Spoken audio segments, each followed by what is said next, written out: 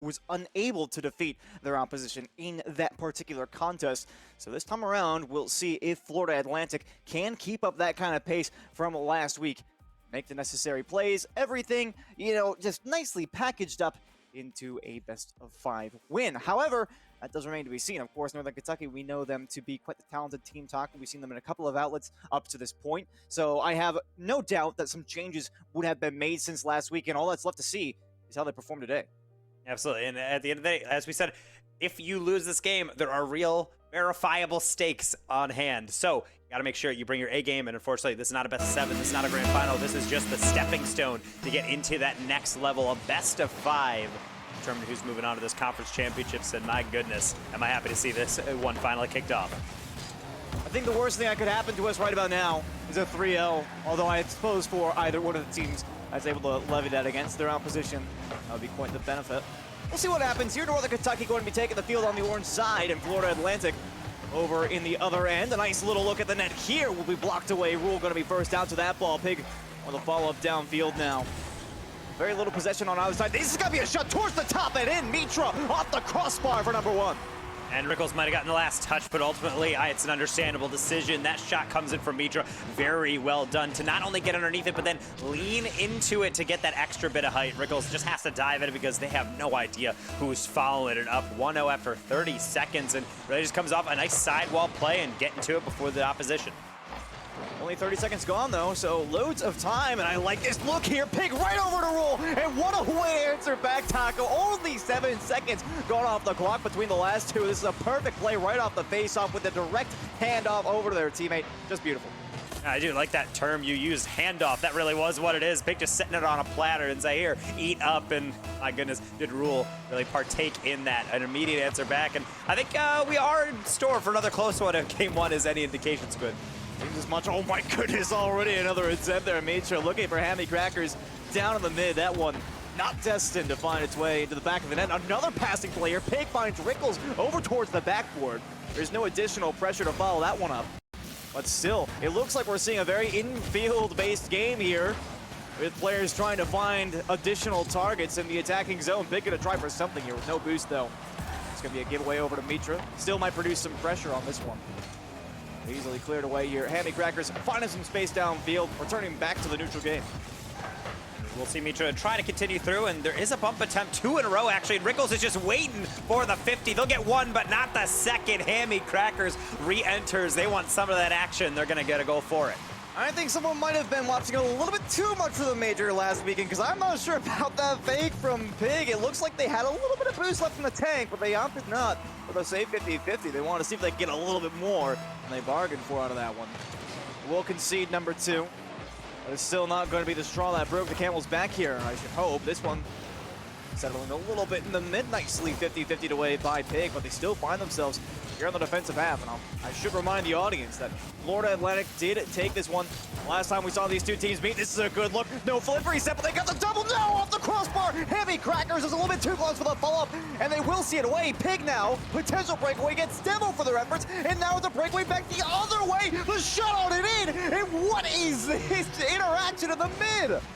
My goodness, Pig, it just goes too far past it. They're trying to get to the ball because they know they're low on boost, and ultimately it's going to be their downfall. The rubber band is stretched too far on defense. You try to slingshot forward, and then you realize you're going too far, too quickly. You have no defensive structure on the counter. And unfortunately, that's going to be goal number 3 given up, but they can get one right back. If they can nail this one, they're the master of scoring off the kickoff, at least so far. That one is going to be turned away, and even the follow-up is going to be met by Mitra. Look at that, a triple tap, and it's going to go just into the ceiling, only to slow things down.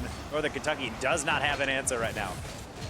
That might be a little bit dangerous, though. Hammy Crackers play this one back onto their own wall. And yet they have loads of time and space to work with here. We're starting to see a little bit more individuality on the Florida Atlantic side. They haven't necessarily been scoring or generating too many scoring chances, but of course they set up Mitra. No, the pitch went over to the defender, and now it opened it back the other way. They'll slot it in. What is this game right now?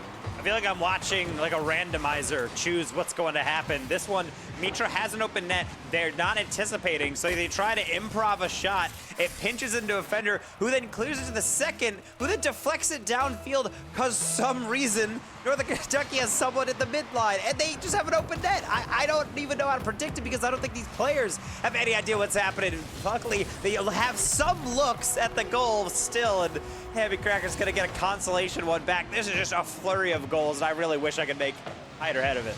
I have no idea what to believe on this one. I mean, if this was a chess game, you'd be seeing blunder after blunder after blunder after blunder. I think that last one was the most vanilla goal that we've seen so far here, Taco, with Big just not making that touch off the backboard. This one, oh my God, Rickles almost had that dime in the mid.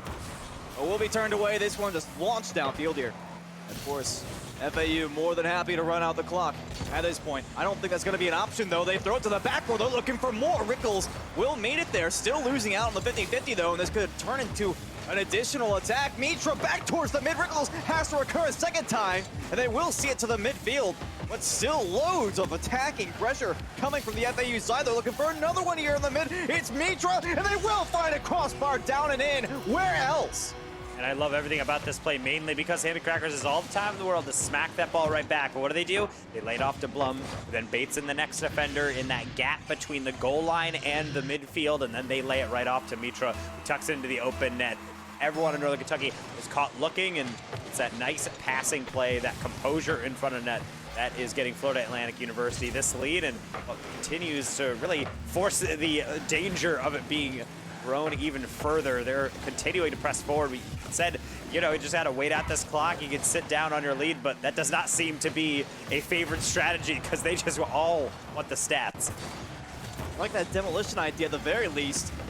Northern Kentucky does need some way to re-enter this game. As you mentioned, there is a lot of fire going on here. For Florida Atlantic, they will find themselves locked in their own half here. But I mean, I say locked, it hardly feels like it. There's nobody even on this side of the field. They have to go for a bump, but they will find it.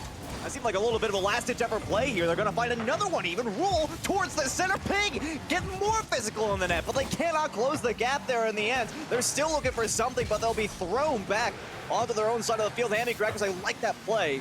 Will be extra coverage back towards the infield, but still for NKU, that was a highly volatile play. They just didn't want to execute on it. So we'll see this long clear, maybe number 6. No, Hammy Cracker's not going to get a touch, but Boost Steal will be able to elongate this attack, at least for a bit longer, as it will actually get out of hand. Rickles and Pig and Rule all in the same corner. They're trying to carve something out of it, but at this point, it's going to be more consolation than anything else. 20 seconds remaining. They're really going to have to work those kickoffs again and be able to get to this staunch defense. Really impressed with Florida Atlantic, showing quality on both sides of the pitch. Not just true. Final 10 seconds. Coming down to what seems like a formality, and it'll be especially the case here as Mitra picks up number 6. All 6 goals, I might add, assisted. 5 of them by Blum, who has been doing a phenomenal job of just timing up their teammates on the attacking side. 4 goals for Mitra and an assist, almost at that 100% goal participation. Nobody quite there on that side, but I think they're going to be happy with this result one way or the other. And I mean, to touch on your point, Taco, I gotta be honest, like, they looked like they were doing pretty well on defense. But at the same time, I do like the attacking philosophy we were seeing from NKU, at least a little bit. Of course, it wasn't perfect, but there was an extended stay on the attacking side, which, although it was an unorthodox rotation, still applied a significant amount of positional pressure against the defense. Yeah, and the thing that really speaks to me about what I'm seeing out of Florida Atlantic is that Mitra has the 4 goals with 7 shots, but it's more about how mature all those shots are. I think a lot of teams try to overcomplicate things. A ball is up high and it's a little slow, so let's go for a double tap or let's go for a flip reset. Let's try to bait in the defense. But Mitra knows pure efficiency is sometimes the best answer. All those shots directly on target, and even though they might not have the most pace, they're placed well, they're high, they're off the crossbar or just underneath, and it really forces the defense to not only have boost, but have momentum to be able to get that next clear out. And I think just being able to consistently put it on target, guarantee that the defense has to react to it, is something that is asking questions of the Northern Kentucky defense that they really don't have right now. They're getting really trapped down in their half, and we say offense is the best defense. I think that's why. Northern Kentucky, even when they do get up on offense, after all 5 minutes of that game, were able to muster 2 shots in comparison to the 13 of Florida Atlantic. Yeah. And like I said, you know, I was liking the attacking ideas from Northern Kentucky. Problem being, of course, they didn't really have much of a chance. They didn't have a stage with to present those ideas, right? So yeah, get out off of the defense and then we'll talk. But until then, Florida Atlantic are going to have the advantage. And I agree in just about every facet of what you said prior to that. It felt like there was a lot of chaos going on the back line for Northern Kentucky. And even that was reflected when they moved out onto the attack. Like I said, there were a lot of physical plays, but there wasn't really any finalization, seemingly, of what the plan was going to be or the end goal. And they almost find one on the face-off here, which would certainly be a great boon for them. And it seems like we will at least stabilize for the time being. We need to see more of NKU on the offense. I think that getting their defense in line is also going to be very important. As you said, those mature shots from Mitra were very deadly. And sometimes that's really all you need. I think there is a lot to be said about playing directly or playing fancy. Rickles going off the ceiling, but use that jump prematurely. They're not going to be able to use that flip to its fullest extent. How about in the other way? Florida Atlantic right towards the backboard. It doesn't look pretty, but it is highly effective. Blum nearly with a shot. And Cracker's just going to throw one more forward and then doing on that. So no early goals to speak of, at least so far. Rule's going to get another clear out. Oh, and I like that idea. Going towards Big. They knew what their options were. They execute. Now the toss over to Rickles. That should be free. And good luck trying to make a save on that one. Point blank and high velocity. That's goal number one. And that's a really rough play, particularly because Handcrackers looks like they have the read, but the problem is with good rotation is that the moment one person misses, you have a choice. You play reactively, let that next touch go, or do you try to pre-jump and immediately cover that gap? And that decision isn't made quickly enough. You get situations like that where two players dive with the same ball, neither of them touch it, and the infield pass has no opposition. Answer back from Northern Kentucky, and they got more in the tank. That's Rule from the ceiling, trying to get a dunk. It's just sitter for Pig, but they're too far away. They'll opt for defense instead, and the counterattack, that's right in the middle, and a slight little look at the ball will be glanced away to the far corner. Still, though, returning to the neutral here, and I gotta be honest, when you're looking at that last play, you mentioned how Pig was a little bit too far back, almost getting dunked here by Heavy Crackers. But still, I almost noticed, like, the cars don't have eyes, but I could see them looking at each other, trying to figure out who was gonna be the one to go for that. And that's the kind of miscommunication I was talking about on the last game, of course, where they were, you know, they had all these good ideas, but they weren't able to finalize. They might get something here, off the corner. Oh, Rickles just nailed the crossbar. Pig can't get that one towards the cage in any meaningful capacity. And this will be sent back downfield here for Florida Atlantic. A good reset for them. At least for NKU, they maintain the lead. They're even looking for something here. Double commit on the opposition side. It's still not a good look for Northern Kentucky, despite that fact. They are going to have to defer now onto the defensive side. No, the dunk here from Rule. Okay, you know, it's just pure chaos. We saw this in game one. I feel like it's going to stay that way. I'm hardly even going to start predicting anything anymore. Mitra's up to toss that one away, re-neutralized. And then the re-neutralization of the play, as you term it, is really a crucial aspect of these high aggression offenses, because sometimes you can't really survive always playing as fast as possible. Sometimes you do have to slow down the play and just be able to gather your boost and gather your wits on top of that, because it can be very frantic and exhausting to try to keep up that level of play, because sometimes you're not going to get those perfect touches. Sometimes you're going to get little devious flicks like that one from NKU, and fakes to boot on the near post. Mitra, not to be fooled, will just be able to glance that one away, but still not out of their half. To the far side we go. Heavy Crackers, no challenge there from Rule over top of one. It's going to be a lot of ground gained here. Although it's instantly won right back here by Pig. Maybe even looking for a dunk here against Mitra. Forces a touch. They really have so much they can do with this when they're trying for the option down in the middle. Maybe just a little bit too aggressive on that one. Back towards the corner now, and again, lots of chaos. Maybe a little bit of uncertainty on how exactly these touches are going to play out. Maybe in an effort to try to confuse the opposition. I mean, even that last touch out of the corner was a little bit confusing. No contact there, forces Rule out, and they will make the play. But FAU are coming ever so close, and Pig has to make a bit of a doink save here, throwing that one high and away. A very important slight reset on that one. Boon to the final 90 seconds, still with Northern Kentucky in the lead. Rickles all the way open over, but Rule there to follow through. It's not thrown into anyone, but it is forcing Florida Atlantic to react to it, and sometimes they cannot do that even. Rickles on an open deflection right in the middle, and after the scoring bonanza of game number one, it is much more slow, much more methodical, and apparently that is going to favor Northern Kentucky. You can see Pig also forcing Hammy Crackers as if they had much of a chance to save that one that was behind them already. They forced Hammy Crackers to jump up for that one. No chance to get any backwards momentum and left a lot of the net open for them. And this is looking fairly open right now. It's just going to trickle on in here for Rickles with the hat trick now with 70 to go. What a role reversal. 4 shots, still respectable from Florida Atlantic, but they are getting beat to ball off of kickoffs. They're not getting these consistent clears through, and part of this feels like an adjustment from Northern Kentucky. Why try to play their style? Let's try to play something that works for us. It's a slower rotation, but there's so many weird touches they're getting on offense that I think Florida Atlantic, they're looking for that massive clear downfield, and they just cannot muster it out, and so pressure will continue to work until their defense finds a way to consolidate some possession off of that, or they can hit the shots that get presented. That one rejected, though, from Rule.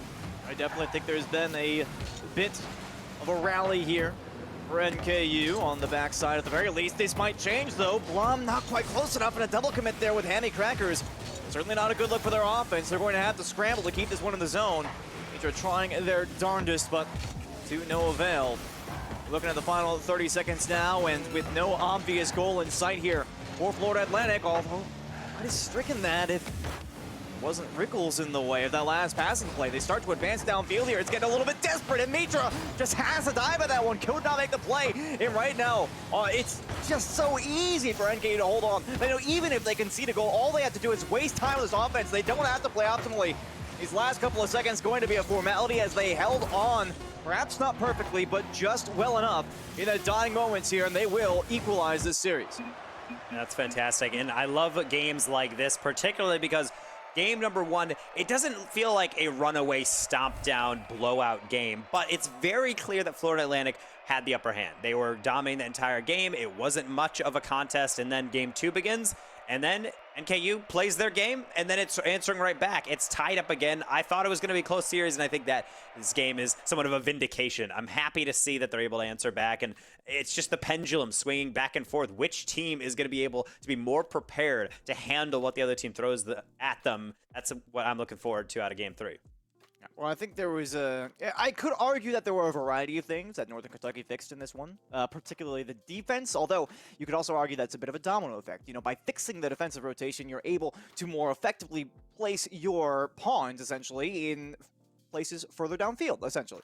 So you get a lot easier transition opportunities, and then your offense starts to flourish from there. So I wouldn't necessarily say that their offense improved. It was more just a product of their defense improving. They didn't have any chaos in the back line. They sorted things out quite nicely. I mean, conceding 6 goals and then going into game 2 and conceding 0 and putting up 3 of your own, that's quite the change.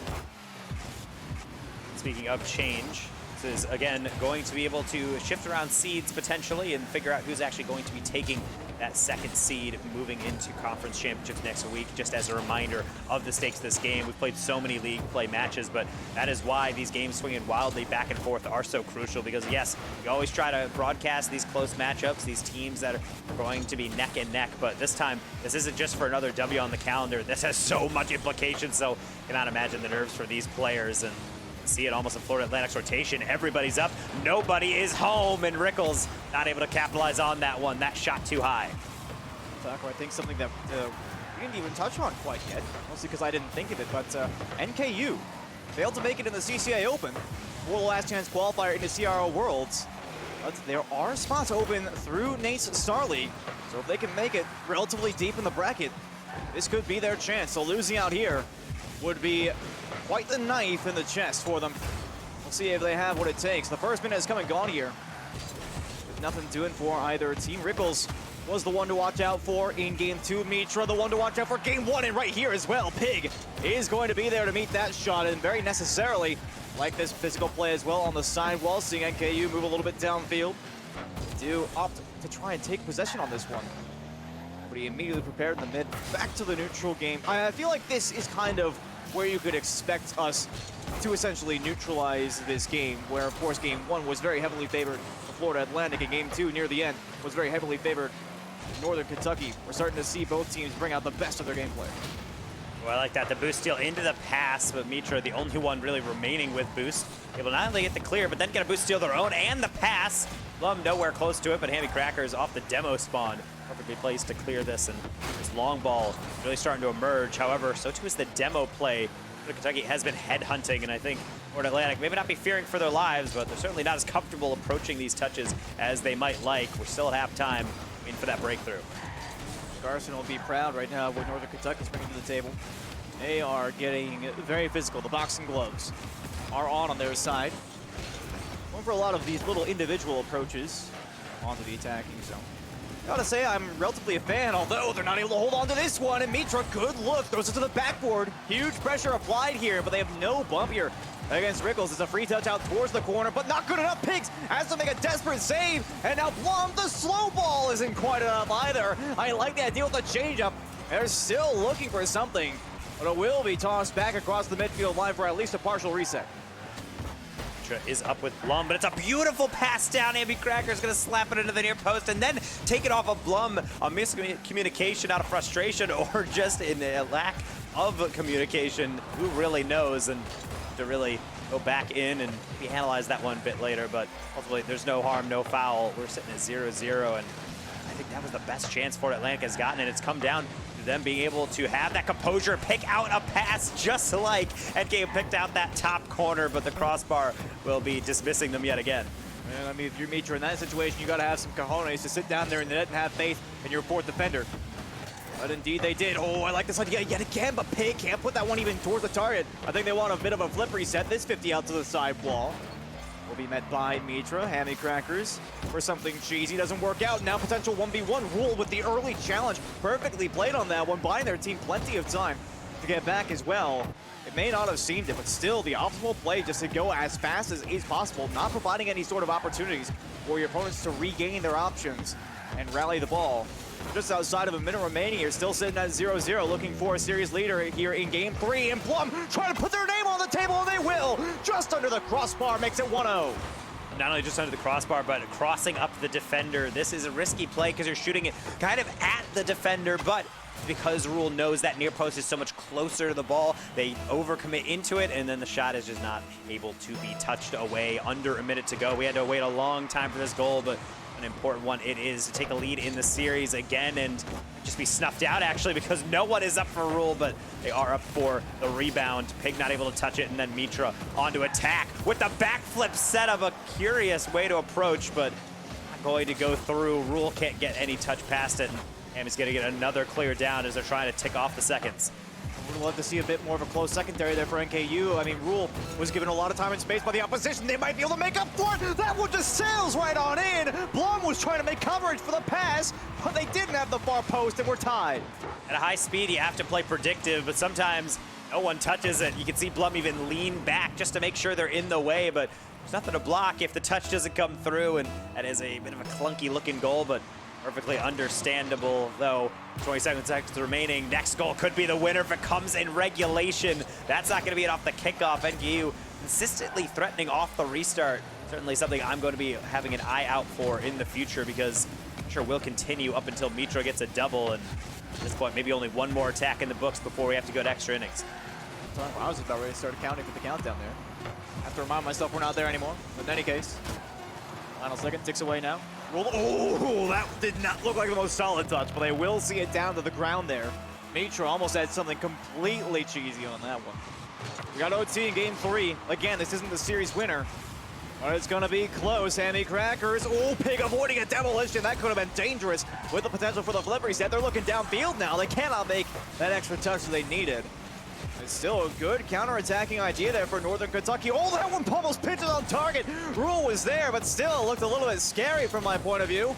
And we are just going back and forth at an unprecedented velocity here. Wriggle's going to try to continue the attack with these deep rotations from NKU. They're stuffing out all of the boosts. They're trying to get these 50s in, just keep it in a dangerous area so Pig can do something like that. Double commit. You can see the panic from Florida Atlantic there, been pushed back continuously, but despite all that, Kentucky, I mean, they're still in this overtime too. They still have to score and finish this off. Oh, I like this idea here. Hammy Crackers. They keep it low and slow. Couldn't quite grab that 50-50 like they wanted, unfortunately. Perhaps burning a couple too many of their options. But surely this pass over towards Blum, it looks good. They're forced to wait on it. They can't quite snipe the outside post. They are starting to close down a little bit of a grip on the opposition here. This one gets away from just slightly. No contact from Rule. Still NKU first to the ball on this one. Perhaps trying to maintain some control, but again, the secondary just closer for FAU. This looks good. Mitra not able to pre-flip that one in time, and Rickles a little bit of a gift on that one, I would posit. They didn't have to make a diving save for it. Hammy Crackers, they missed that 100 boost, so you gotta wonder how much they have to work with. The answer is enough. They're gonna extend that all the way to the mid, so Pig can then chase, follow through. Getting bullied around, but still colliding with Blum, but seem to be shaking the defense. We're into that interesting stage of overtime where the nerves have faded, and now it's just about execution as we're going into the mid game, so you can start to slow down, get more strategic. If brute force is not going to work, then what comes next? We talked about a chess match being our chosen metaphor in the mid game is so difficult for this reason. Trying to turn it into the end game, find out when to pull that dagger out is so tough. Mitra, that was their attempt. That's not going to work though. Off the post and out. That was a good-looking redirect chance. I think they got credit for the save. I believe that was Rule on it. Whoever it was. Oh, no, I believe that was Rickles on the quote-unquote save. Might have made some contact with their wheels and got the credit when the post decided to step in. One way or the other, though. That was looking risky. I gotta be honest here, Taco. I mentioned earlier that it felt like infield passing plays were going to be the name of the game for these two teams, but we've really settled into a more individually led style of play, with a deep third and a close second as the defining factor. We'll see who is able to execute on that the most. I mean, we've seen a couple of attempts at a flip reset, for instance, maybe a double tap here or there. None of them have really come to fruition in a major way. I can't help but feel that, you know, monkeys and typewriters, give them enough time and eventually something is going to happen. This might be a good idea. Sure, though, no option in the midfield. It's just get thrown down. Pig trying for a redirect, but nothing doing yet again. I'm such a huge fan of the NKU playstyle, notably Pig. The amount of times they have gone forward and recognized very quickly that they do not have a foul, so they just steal a boost and go out. I think that is really, let's say, providing a really irritating handicap to Florida Atlantic's counterattacks, because the moment they get up on offense, you have maybe 20 boosts to hit a ball deep, and then you have to go searching, so oftentimes that results in circling back. It is something that has really been hamstringing them because Florida Atlantic loves to play fast, and Northern Kentucky with this new boost management style is really forcing them to adapt, and I think that's the reason why it's been so back and forth. They get full tilt. Florida Atlantic is too much to handle, but they have not been able to actually achieve that speed and reach terminal velocity. Of course, something that I love to mention. I like this idea. That was just gonna pop right up. Blum. Oh, the fake play, but they don't have anybody to back them up. And that looked like we reached a critical mass there for a second. I believe Northern Kentucky has this one relatively in hand. So they'll go back towards the midfield line and at least stabilize for now. That was a bit of a close call. We're looking at a double tap here, though, from Mitra. That one's touched away. Well read by Pig. Have to defend that backboard. As I was saying, Taco, neither of these teams is particularly committal in the attacking half. You were mentioning how we never reached that terminal velocity, and of course, I think we've seen on multiple occasions. One of the examples of something I talk about relatively frequently, of course, which is don't sacrifice your defensive integrity in order to try and have a chance at a goal on the attacking side. So I have to say I'm a fan as we approach the 5th minute of OT here, almost an extra regulation at this rate. Still looking for somebody to do something, and it might be Hammy Crackers. I believe they were trying to find that bump there, with no avail. Pig's not going to get that clear either, so they're going to have to react quickly because Blum was in wait. Hammy Crackers adapting across very quickly. No pass. Mitra is there. Q pass into Hammy Crackers. Oh. That's going to clatter off of the bar and out. One of the most creative plays, and that was the way through. Really taking notes on that, but as he said, we're getting bonus content here on the stream. It's 5 minutes played, and it's going to keep on ticking. A beauty of a bump to deprive NKU of the open net. And we saw demolition for FAU, so it looks like the players on the blue side are starting to get a little bit impatient, but of course that was the only play they had at that point in terms of defense. A close call to be certain. Blum towards the offensive side, the 50-50 almost in their favor. Rickles is gonna make some contact here. They might have a chance in this one. They're looking for the demo. He can't quite wrangle it. Hammy Crackers, no boost, and it will be Northern Kentucky after 5 minutes and 41 seconds to put their team up.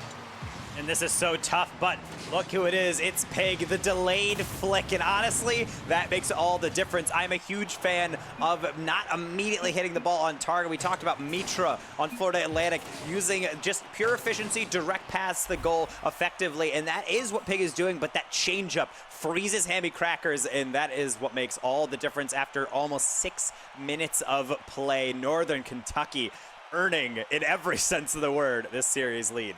Well, now I have to question, are we going to go into game 4 here with the same style of play? Or are we going to go back to basically just glass cannon offenses where everybody's making passes left and right and just throwing bangers on target? That's my question. But again, you know, you have to hand it to Northern Kentucky. I mean, for what looks like a relatively, you know, in shambles defense at times in Game 1, really improved in Game 2. They took the win there solidly. And then, of course, there were few mistakes, if any, on the defensive side. They were still somehow able to keep out Florida Atlantic, even in some of the toughest scenarios. And I mean, the same can be said on the other end, of course. And when we're talking about the potential of making playoffs or not making playoffs, which I might reiterate, could have some meaning for your chance to make it to the last chance qualifier for CRL Worlds, Taco, you could not ask for a better matchup here. It really has to be on the back of your minds because, of course, it's going to bypass any teams that are already in from league play into that last chance qualifier. So even though it's top 3 teams, it's going. You don't even have to get that far in the bracket. You just got to get as far as possible. And so even a game like this where you're thinking, well, of course this gets us into next week, and of course this gets us into that conference championship, you got to be able to take it one step at a time because clearly this is a very close series. And even though Northern Kentucky has 2 games straight, they had to go 5.5 minutes to get that game number 3. So Florida Atlantic, it's almost like a caged animal. I'm waiting for them to truly get unleashed because really, I mean, everything is just pure speed for them. And your only tool is a hammer. Everything looks like a nail, and I'm waiting for them to really find that discovery. I think that's what's going to get us to Game 5. Otherwise, I think Northern Kentucky might have this series figured out. Well, of course, we talked about Mitra in Game 1 was the incarnation of annihilation. And oh my goodness, Hammy Crackers having to get a little bit creative for that save there. Of course, we've been talking the ear off of Northern Kentucky and how they've been improving, but Florida Atlantic, they came out of the gate swinging. They have been keeping a relatively solid standard of play. This is going to be no different. Blum will find this pass, a slight mistouch in the mid for number 1. That's tough. 0 boost play from Pig. The corner boost almost mocking them as they were not able to get that. And then they're able to just see the entire defense unwind. Rules bump to the side. Rickles not able to pre-flip in from behind to get that save. And so we're going to see that first goal this time go to Florida Atlantic, something they have not experienced a lead in a game for quite some time now, nearly 2 games of play. So really going to have to focus on defense as well, or just capitalizing these open nets. The post, though, is Hammy Cracker's worst enemy in this series. I was just about to say, they seem to be having a tough time with a nice touch here by Mitra at the very least, and they'll be able to see this one out momentarily, that is. Rickles back into the zone. Hammy Crackers forced to give this one away to the side while Big low boost, but a lot of options. This one drops down, and nobody quite close enough on the NKU side to strike. But still, there is a little bit going on. Hammy Crackers somehow not making any contact with the ball, getting thrown away from that play. They'll have some backup. I'm still a bit confused, and of course, a backboard being left open, but there is no finalizing strike yet again there for Northern Kentucky. Felt like that might have been a most prime opportunity for them so far in this Game 4. We're going to see the attack continue, at least just in the sense that it will be on the Northern Kentucky half, but function has been cleared for some time now, so Mitra will take try number 2. Setting up hook shot. That's a nice amount of power and placement. I thought the post would be the enemy again, but it's only going to get a slight glance of the ball. Number 2, firing home for Florida Atlantic. I mean, you said it better than I possibly could. If I'm ruling that situation, I'm doing the exact same thing. I'm covering where I think the near post is, and then when it goes past me, I'm like, all right, no, that's no problem. They missed. And then you look back, you turn on your ball cam, and you realize, like, oh no, I've made a great mistake. So that one, just sailing on it. I'm sure they're not going to be happy about that one.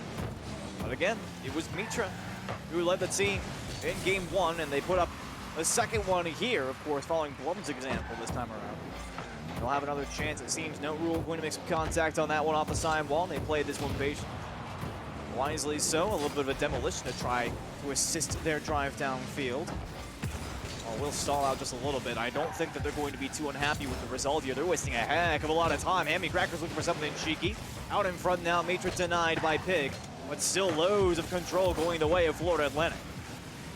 Ball will continue to remain in the half. Rule has a tough task ahead of them with that save, but do so superbly. Pig picking up the reins of the attack. Delayed flick, the double tap. It's a bouncer for Hammy Crackers, and now the quick go away. No, Blum backflipping off of the sidewall. So Hammy Crackers try to do it all himself. You can really just watch as Rickles wrecks the ball to the sideline again. Regardless if these counterattacks aren't quite working out, the scoreline is 90 seconds for Northern Kentucky to not only find their footing on offense again, but do so quickly. Well, that's true. Flip reset potentially here for Hammy Crackers.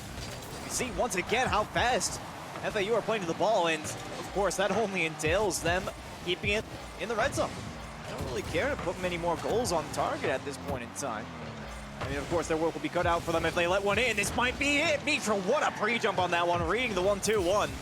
They're able to get that one away from all of the NKU attackers as well, and everything comes to a screeching halt on that drive. A nice little flick here from Mitra. They might be looking for more, and that one right into the upper 90. 1 minute to go, and they've got 3. Mitra dropping a woo in the chat. Maybe they're confused on why no one's challenging, but it also is just speaking to Mitra's strength. They understand that Pig slows down to try to play reactive, and so they hit it just a bit faster. They know Pig's not going to be able to catch up to that one. 3-0, putting this one, I would say, out of reach, but these kickoffs have been dangerous in Northern Kentucky. That one neutered as Mitra will not only extend it, but get a double tap to put the cherry on top of an offensive resurgence of Florida Atlantic. Hot dog! This is looking good from Mitra. 2. 1 off the ceiling, 1 immediately after, and then off of the backboard as well. That seems like a little bit of free play action going on the FAU side. And I gotta say, Taco, if they can bring this one back, gotta know who the MVP would be in my eyes. Of course, this seems like it might just be a formality at this point. What a save here from Mitra. Again, even against the 1-2. We talked about how it seemed like the story was going to be about infield passing plays in Game 1. It was all about making those 1-2 one-timers in the midfield, and Mitra was leading the way. But now, it has shifted completely away from that. FAU are shutting down every opportunity for Northern Kentucky to do anything meaningful in that category. And Mitra's is over here doing it all by himself. Sometimes that's really all you need, just one player feeling themselves on offense. And to be honest, I'm of the mentality of the hot hand philosophy. If a player is confident and they're striking the ball well, I'm going to be feeding them every single pass I can. And they're going to be continuing to eat up, by my count, at least 7 goals on the day for Mitra. And it's going to come in very handy as the series is not going to be your standard fare. We're opening up the night with going the distance. Game 5. To determine who's going into the Southeast Conference Championship next week. Yes, sir. And Mitra with a little bit of a pop-off here. And I think I saw him maybe put down the controller there near the end of the game when time was ticking off. They kind of stopped down in the mid. So a little bit of celebration on their side, I would care to say. Although, of course, you can't quite celebrate just yet. Northern Kentucky have been putting up quite the fight. Although I will say again that it seems their attacking plan was not doing them so well in this one. And I think, of course, maybe because we had a limited sample size, only 4 shots on target in total and all. I mean, it felt like Mitra was tracking them all down right at the source. So it's difficult to say. I mean, again, I wanna give credit to Northern Kentucky. Say, like, wow, you guys did good on offense. But I can't really say that in good faith, because if the defense is meeting you at every turn, you're going to need to think of something else. And that's the thing, is always adapting. That is really what the collegiate scene has come down to, just much like the pro scene, as we saw in the major this past weekend, is a lot of teams will really struggle in some games, and it's coming down to what is the other team doing that we're struggling with? How can we use our strengths to maximum capacity? And part of it is not getting dunked on 100-0 in the midfield. Rule bench pressing Hammy on this. Yeah, I like the idea with the flip reset, although I have to say, the philosophy of not having anybody back in the net for that one. You know, that one was a little bit hairy. I mean, a little bit of a freebie there from Northern Kentucky. I don't necessarily think they earned that one particularly off their own merits. Of course, it was a solid challenge. I don't mean to take away that. But still, they will have to play a relatively significant game here. Oh, that is not a good double commit. You don't want to see that Pig so open with everything to shoot at, and that's number 2. I want to say that's nerves, but ultimately it's a team trying to play fast when they really do not need to. Pig is encroaching on that touch, but they're not even going. They almost accepted that they're going to lose it, and their own worst enemy is not even Pig. It's not even Rule at all. It is simply themselves getting over-eager on a touch, and you already see 2 goals in 27 seconds. Familiar to the goal bonanza we saw in game number 1, but I don't know if we're going to be seeing as much of a back and forth unless Florida Atlantic can figure out something real quick. That one going to go just wide from Mitra. The hot hand will be staved off for just now. Well, that's going to be a bit of a, I guess, anti-flash in the pan, if you would, for Mitra. And that was a very good look at the net. This one going to be way up high down in front. Bloom looking for Hemi Crackers. They can't quite make it happen. Shifting back over into the passing style. Can't say that's a bad idea. course, Northern Kentucky hasn't necessarily been defending against that too much here recently, mostly just because of the nature of the plays. But Mitra looking for the 1v2 on this one. Yeah, good luck. Rule well and safely positioned in the back there. We'll move to that 3-minute mark here. Mitra almost with something on that 1-2, but again denied. I really do like that play from Rule because they cut in front of the rotation, but they're not trying to chase the ball. They're just trying to get into the pathway. And they know that Florida Atlantic, when they do get a look in the midfield, they're not going to play with it too much. They're just going to crack one on target. And once they're analyzing their opponent like a neural network, they're just going to pre-jump the shot and get a nice stop. It might look like a small play, but it's adjustments like that that Northern Kentucky can really hang their hat on as the defense has picked up as this series has gone through. Very much the case. They were able to stave off this attack as well, but Florida Atlantic, they have been consistently pushing back into the end. In Rule, that's not the greatest challenge, but a little bit too close to that one. Of course, that 50-50 was rattling off of the top corner there. Not much they could do to predict that one prior. Rickles loads of time and space being gained on this one.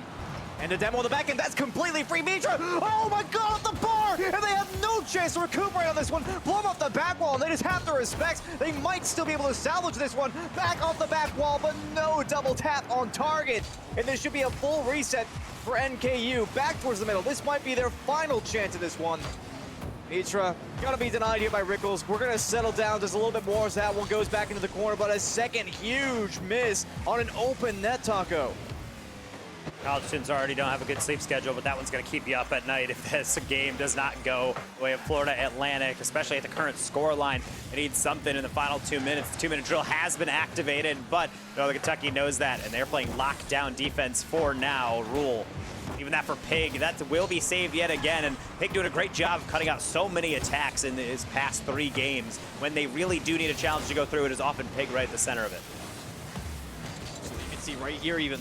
Long up that one, perhaps getting a little bit bullied out of the way here by Blum. Looking for something a little bit desperate on that one. Mitra diving in as well. That's not a good look, in my opinion.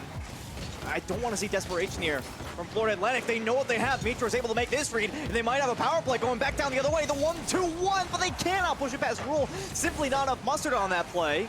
There's still the attacking zone. This one right down to Mitra, and they will just navigate it past Rule here. That's number 1.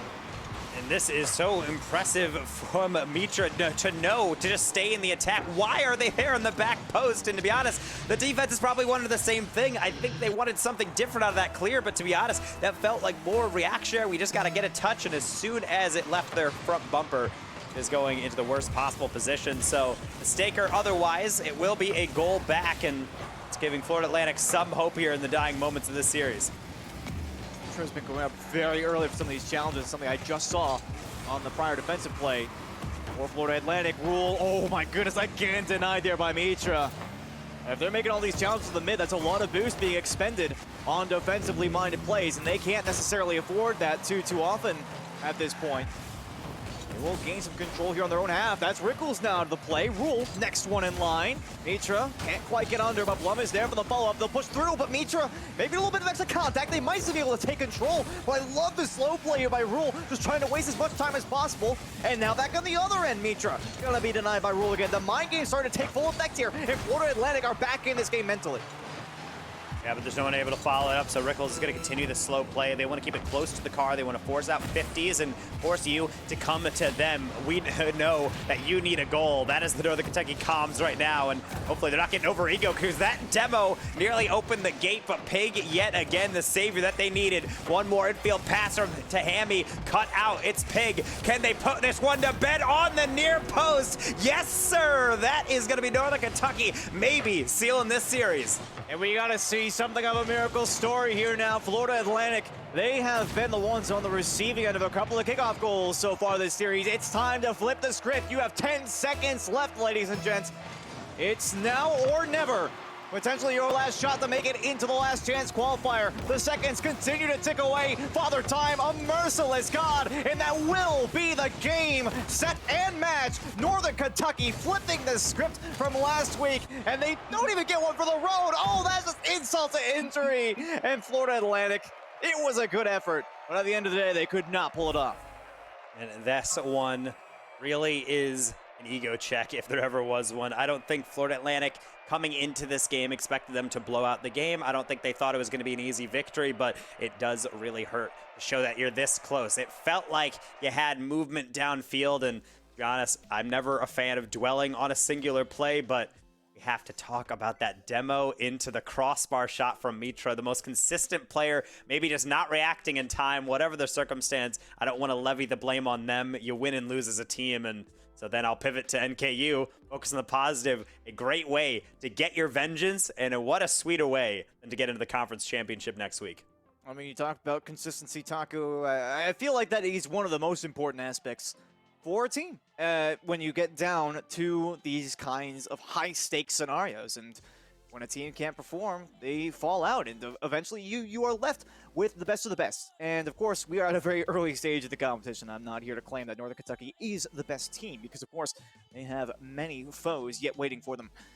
But I think that it was the consistency that won out in the end. Of course, we talk about the difficulties they had in Game 1, and the difficulties they had in, follow-up games where Mitra was just popping off. I want to say Game 3 was the prime example of that. But, I mean, there were just so many stories going on here. They managed to get the defense in line, and there was a huge mental battle. And I feel like that is really the defining factor of a lot of these games. We talk about it many, many times, but in the end, you talk about that crossbar shot, Mitra completely open net, couldn't make it happen. I mean, if you can't keep your head in the game to make those kinds of plays, then it's something you just need to work on. And, of course, that is not necessarily their last chance for the LCQ. I mentioned how it might be. Of course, Level Next is still also running their competition, although it's going to be rather hotly contested. So, starting to get back on the grind for that might be their next step. And I got to say, I would be looking forward to seeing them back. We're starting to get to a point now where even we were talking about the outside of the bubble for CRL is getting, kind of competitive. I think that this is a perfect example of why it's getting very competitive. I think this whole competition of expanding the CRL bubble and NACE being in that ecosystem, with Level Next being in that ecosystem, all these different tournaments being able to provide those last chance qualifier spots to be able to get into the first ever World Championship for Collegiate Rocket League is huge. And when we talk about those top level teams and saying, there's pros on a bunch of these teams, they're carrying their teams to all these playoffs, there's plenty of teams. In fact, a vast majority of the players that are in the Collegiate Rocket League at the highest level at the World Championship do not have a singular pro on their team. It's just 3 players who got together and were able to mesh in the play style. In the earlier games, they really look at Florida Atlantic is at that level, but they really need to hit the grindstone, really be able to look through those tapes and figure out what they can do to be able to move forward in these tournaments, take those wins with what chance they have remaining. Whereas Northern Kentucky, apparently, they're cruising on along. They got the best of 5, and apparently we do have Rickles on the line to be able to talk to be able to pick their brain, to see how they're feeling after that victory. But of course, we got to then name our hero of the game as Rickles. So LLS is making an impact in the cancer community, which includes all survivor Avery. In 2016, 3-year-old Avery was diagnosed with acute lymphoblastic leukemia, ALL, after a variety of symptoms and various doctor's visits. While this was hard news to hear from Avery's parents, they felt immediate comfort in her perky demeanor when they walked into the hospital to begin treatment. The next 2.5 years of Avery's life were met with welcome distractions that LLS provided amid her treatment, participating in Big Climb, Light the Night, Hero Squad, and most recently the LLS Build competition in Minecraft. Avery is now 8 in 3rd grade and doing wonderfully in all aspects of her life. She's continued to support LLS by committing her time to help others the way that people helped her, by volunteering and fundraising. So alongside Hero Avery, we recognize the LS Hero Player of the Game that made the biggest impact in the match played, whether it was a clutch play, a sacrifice, or provided strong leadership when it mattered most. And of course, today's LS Hero of the Game, as I alluded to earlier, was Rickles from Northern Kentucky. Game 5 gauntlet now done. And Rickles, how you feeling after all of that?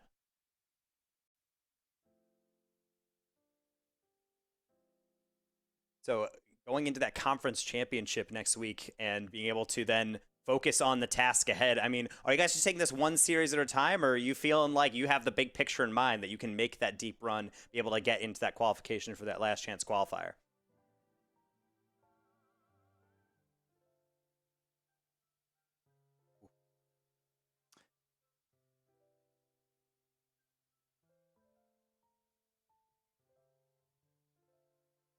All right, so I think as well, Taco, as we actually like, I don't think we can actually hear Rickles.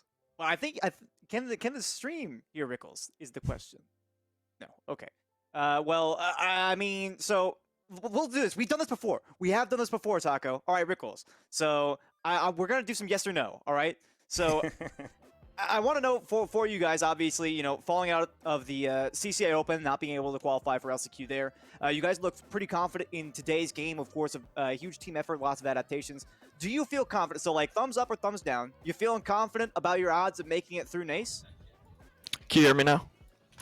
Yes, yes, Okay, we can. okay. Now we don't need the thumbs up or the thumbs down. There you go. All that setup. Man, you know, I was actually really looking forward to that. But anyhow, yeah, the question still stands. How are you guys feeling about your chances moving through the bracket here in NACE? We're feeling good. We want to take it one series at a time and just make sure that we're not getting upset by anyone, just playing our game and making sure to get through each series. Yeah, well, we started off these questions kind of focusing on the big picture. So I guess I will try to reverse and then pivot into this individual series. This was a rematch of a match you played earlier on, and you ended up taking an L in that series. But this one, you were able to shave that off, able to take it in 5. What do you feel like the difference was in the matchup from last week to this? This week, we adapted much better. Our comms were better, and we just made sure that we were understanding what the other team was doing and making adjustments as needed. Well, I'd care to say so. I mean, that was something that we were talking about a heck of a lot here on the desk. But I gotta ask, you know, Mitra on the other side was just going insane at times. I mean, even there were some mind games being played there. Did you have any particular plans to counter that in those adaptations that you were talking about? Was that part of your equation, so to speak? Yeah, early on, I think we were wanting to shut them down early, challenge early. But as the series went on, we realized that we were much better off just staying grounded, waiting, being more patient. We realized they were giving us a lot of space, and we just took advantage of that later on. Being able to get that space and be able to work into it. I was actually complimenting you guys quite a lot for that, because I'm a huge fan of teams that don't just try to speed through every challenge and try to outpace the other team. Is understanding that getting those boost steals, forcing out 50s can actually be a really valid strategy. And you said you adapted much better this week.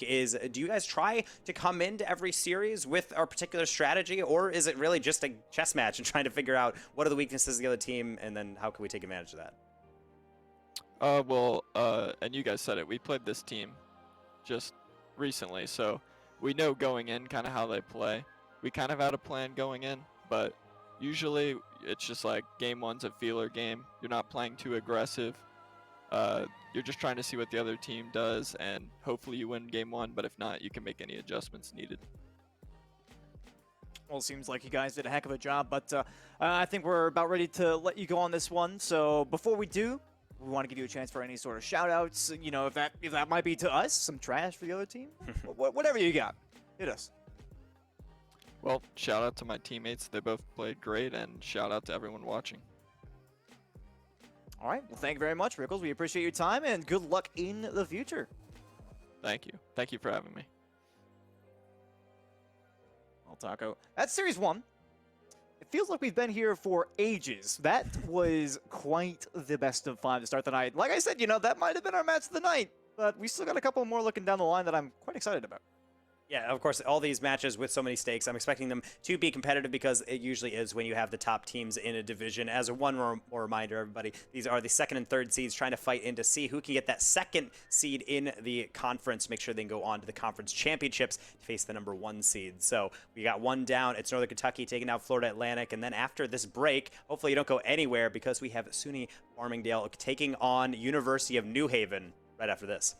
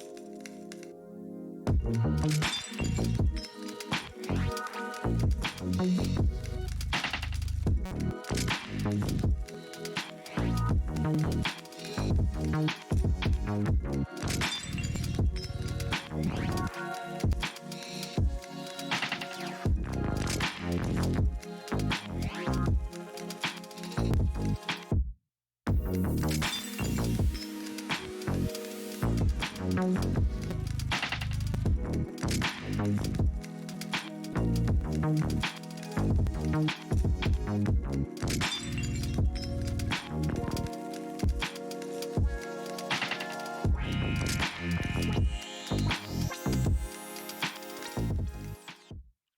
are back. Not only Squid and I, but also everybody in chat. Or maybe you never left. Like I said, good chat. Always like when chat listens. It's SUNY Farmingdale. It is University of New Haven for our second match of 3 on the night for these conference play-ins. Second and third seed trying to duke it out. See who's going to be finishing in that silver medal place to be able to move on to that conference championships to face the 1 seed next week. Of course, talk of that. That is, thankfully, for these teams, you know, they'll get a little bit of a break week because if they do make it into the conference championship, that's really going to be more for the seeding side before they get put into the playoff bracket. So they don't really have to take that one too seriously, although they probably should, because seeding can be a pretty big deal when it comes down to it. But this is an elimination match, of course. We saw quite the series in the last one, Northern Kentucky taking down their opponents just on the last one, which was quite the story. Florida Atlantic, they put up a good fight in a 5-game series, including a 5-minute overtime as well, but they were unable to take the dub in the end. So I am quite excited for what we got on the docket for the remainder of the day. Of course, Missouri S&T and IU Bloomington coming up after this one. I should probably know that one. My uncle works there. But in any case, we are in the here and now, and it looks like the teams are just about ready, so I see no reason to stall any longer here. No, and really, that's the exciting thing about these games is that these players are ready to go. They're yelling at us in the chat. They're making sure that it's like, hey, we're ready to go. We're ready to get rearing because, honestly, this is what you play for all season long. You're playing in a trillion different collegiate leagues, which I love to see, but it's all to warm up for when it all counts because you can have a perfect record. You can have a fantastic run through league play, but all of it comes to an end if you don't perform in the next 25, 35 minutes. We'll see how long this one goes. We got a treat last time. We went the distance. Let's see if the same is in store here. It is SUNY Farmingdale. It is University of New Haven with another best of 5. We'll see how this one pans out. It was a very interesting, quite the wild ride. Something of a roller coaster for the last match. I'm hoping for a similar story on this one, frankly, as we get to see a lot more of the Theory at play. And I'm a huge fan. Otto, of course, Theory is maybe actually grab that boost maybe next time, but of course, just at the start of the game, not really going to have too many lasting consequences this time around. There's 25 seconds already have ticked away. We saw a slight scoring chance there for the lads in the orange. Of course, on the opposite side, might see Winsy, almost breaking that one right past, and no boost here for Sierra. They're not going to be able to get around that one, and they will be cleared away. Winsy will be able to gather it up and actually dispossess Sierra. They do not have that read, and it's going to be Ebest Drew tucking it in from the sidewall. How is it that I looked away for 1 second, and somehow this one got so far away from Winsy that Ebest just slams it in from the side? I don't know. Of course, that's what happens sometimes. You don't play it safe enough, and they'll find a way to punish you one way or the other. The quick and easy lead there for Farmingdale. So we'll be seeing what's going to be in store for us when we're looking at this side of University of New Haven coming in as the higher seed between them right now. As results stand currently, they are the definitive 2nd seed, but of course that's the purpose of this play-in because they are so incredibly close, just like these challenges. Seemingly all 6 players involved in this one, and now it's going to be 2-on-1. Martzi doing just enough though, because Ebest Drew, even with a lead blocker, not able to tuck that one home. The Reigns doing their job almost to perfection, but Opponents is gonna play favorites. As it seemed to last game, Ebest Drew good possession here. Otto trying to play lead blocker this time around. You can tell somebody was watching Team Queso rather closely. Or I guess I could say Team Queso, Space Station, really just about anybody who was competing in the major there in those last couple of matches, Taco, as you'll recall. But they don't find any success here, not this time. They might get a little bit of offensive demo on this one. Winsy up high. Really much of a chance for a follow-up, though. Reigns will see this one out to the corner, but not much more. Ebest Drew's gonna get dunked. Luckily, Otto was there, though. Clear leaves the ball somewhat precariously in their half. Luckily, Mart's not gonna do much else with it. Another clear out to the midfield. Sierra just gonna huck it right back into Winsy. And there's a lot of chasing. There's a lot of one touches, I would say, in the attacking third from University of New Haven, but it's mostly just being deflected away. The defense not looking stressed if you're Farmingdale. Absolutely not. It's mostly just, for them at this point, it just feels like they're escorting the ball to the corner. Of course, this is going to be a different story. No boost on the back wall, and Winsy finds some real estate for the double tap. Of course I say that, and then Reyes tries to slow it down, and Winsy reads that play. Perfect double tap, and I would say that's their first real chance, but it is their second recorded shot. A fairly low attacking game for right now. Only 4 shots total exchanged between these two teams halfway through game number 1. And it's going to be more of a defensive and midfield battle, which really is the case when two teams are still trying to put all the pieces together when they're looking at each other from goal to goal. That one not going to work out. Ebestru, slow play, is slowly starting to lose its efficiency. Otto is not very friendly towards the opposition, I can tell. They've already gone for a couple of demos in the last play, and then they immediately cut back towards the midfield looking for something on the secondary player. No, nothing really came of it. Oh, this is not looking good. Martzi all the way from downtown. Just going to escort that one straight over to the net for number 2. That's why you work on your dribbles, not because of anything too intricate. It's just the quick flick. If they're in that no man's land, that defender, they have no chance of saving it, and a second defender better be ready for that possibility. They were not, and so Martzi going to unlock the defense. Just walk right through that door. Now 2 minutes remaining. It's been quite the script reversal here. Ebestru was able to open things up, and then ever since then, Farmingdale kind of just been waiting around for their next opportunity, and better find it quick. I mean, it feels like it's been a majority game of mistakes as well. We haven't really seen anything particularly significant in the creation department. As well, it almost looked a little bit too tricky for Sierra to handle.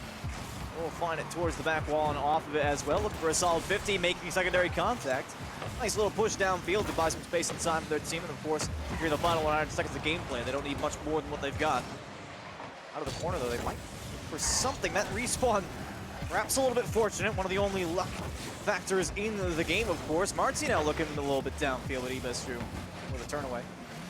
Again, I think it should be worth noting that opportunity generation has been mostly just off of individual mistakes, one way or the other. Of course, we saw the 1 goal for Farmingdale coming from a takeaway on Ebestru's part. Of course, on the opposite side, a couple open net scenarios. So that was a bit close, but still the follow-up's going to be there, and Sierra will put them up now 3-1. Wide and deep rotations, and sometimes that's exactly what you need. Reyna is going to try to save this one, but ultimately he's going to tee up from Sierra. Still a lot of work to do, and able to put it past the defender into the open net. 3-1, and that lead continuing to go. I'd count it as a comeback, but it doesn't even have that feel anymore. Even though they were down to begin this game, it has been steadily an improvement, shot by shot, flip reset by flip reset, apparently, from University of New Haven. Less than a minute to go. Farmingdale need a response now. Oh, whoa, that's not the response I was talking about. Oh my God. Reyna is thankfully going to be back for it. Ebestru almost being dunked right back into their own net. There was a blue trail on that ball and everything. That certainly would have been the story I'd like to have told. We're still looking for a bit of offense, though. This one being tossed just a little bit outside, but again, buying time is really as equivalent to buying a game at this point. Reyna has no contact on that one. That just goes right down in front of the net. Ebestru, a bit of panic, will make number 4.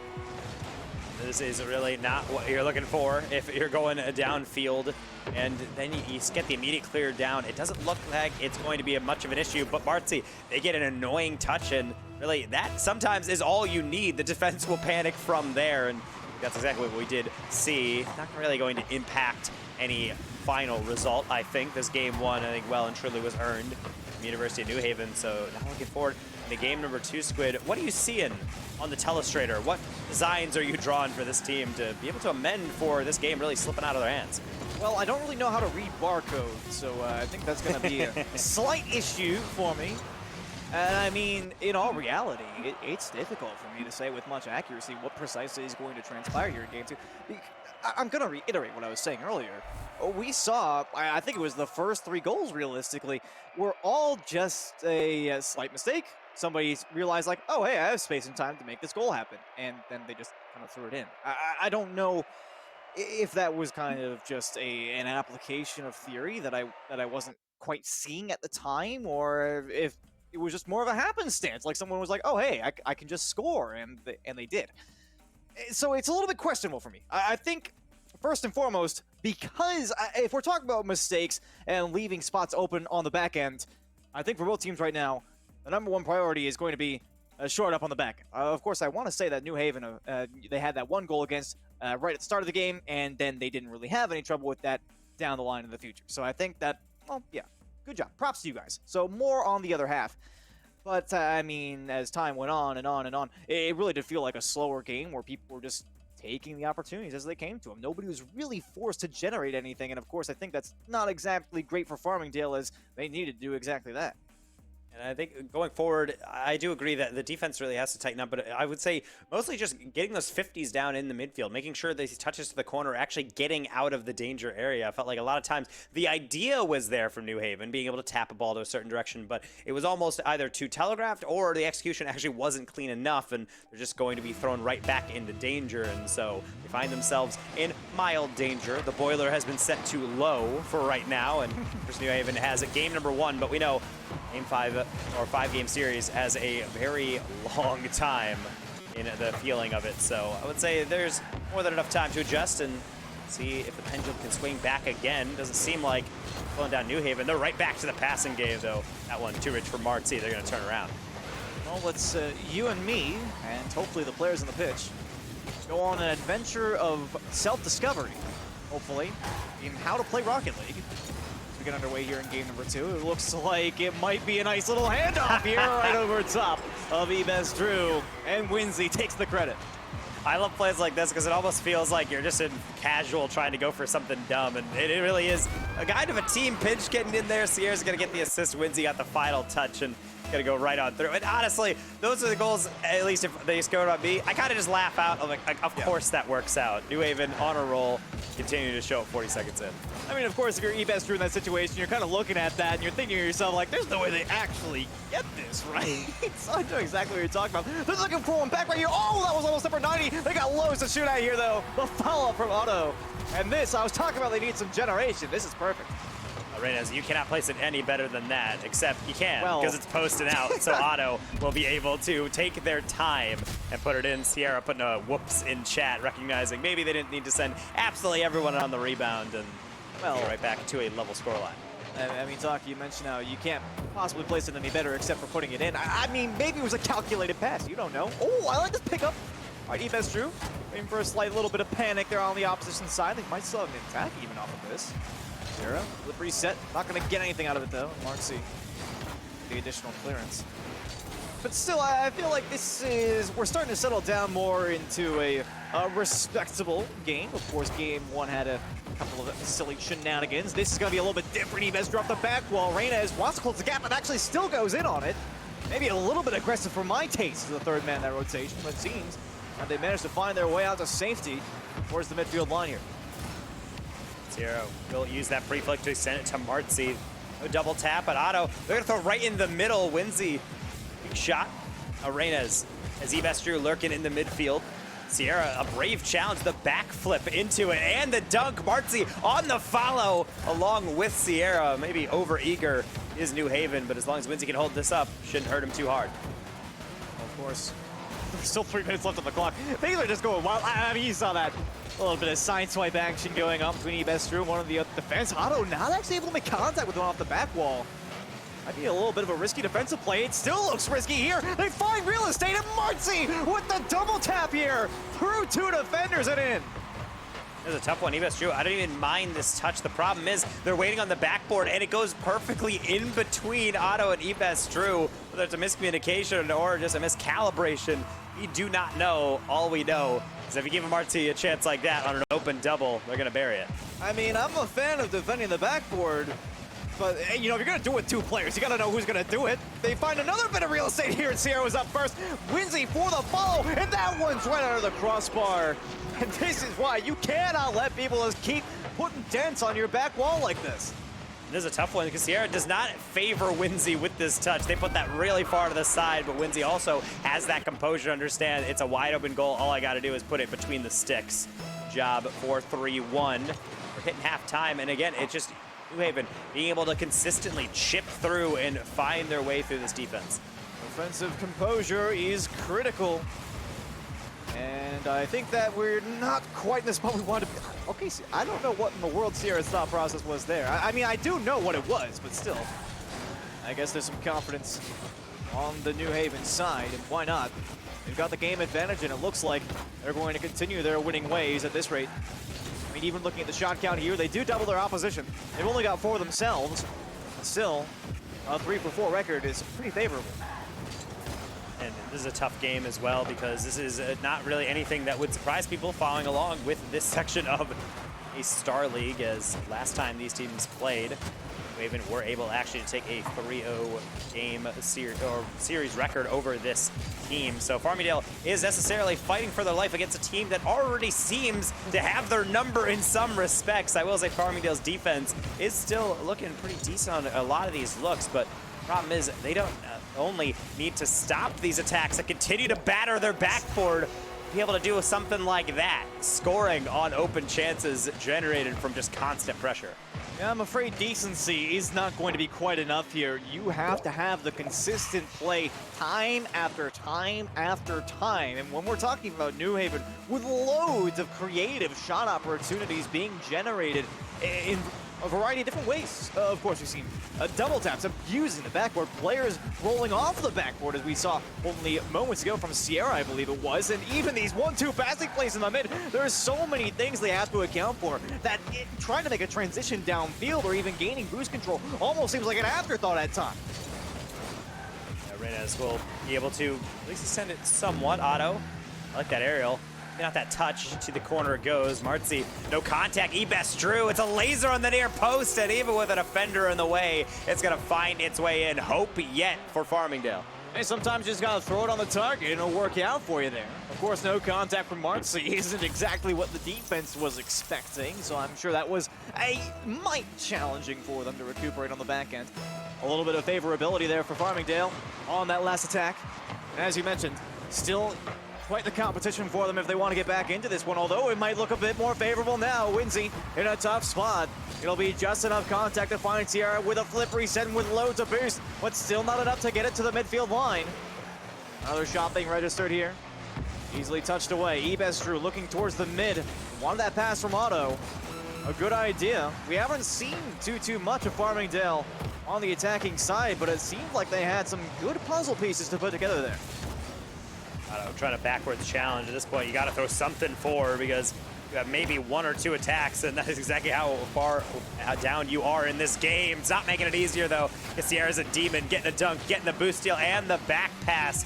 Martin's just got to waste some more time, and at this point, we're going to game number 3, and this one is going to be match point for the side of New Haven, continuing their dominance and put an exclamation point on it with Sierra. Sorry, how many, I'm just trying to put down on my notes here, how many E's should I put in my sheesh? I'm just trying to figure out, you know, bar down, ski double tap, just for style points as well, not even making a difference in the outcome of the game. Well played, sir, well played. But still, I feel, Taco, as we get into the post-game chat now, I feel like for Farmingdale, there still was a tangible improvement, although I won't necessarily say that it was probably what they were looking for.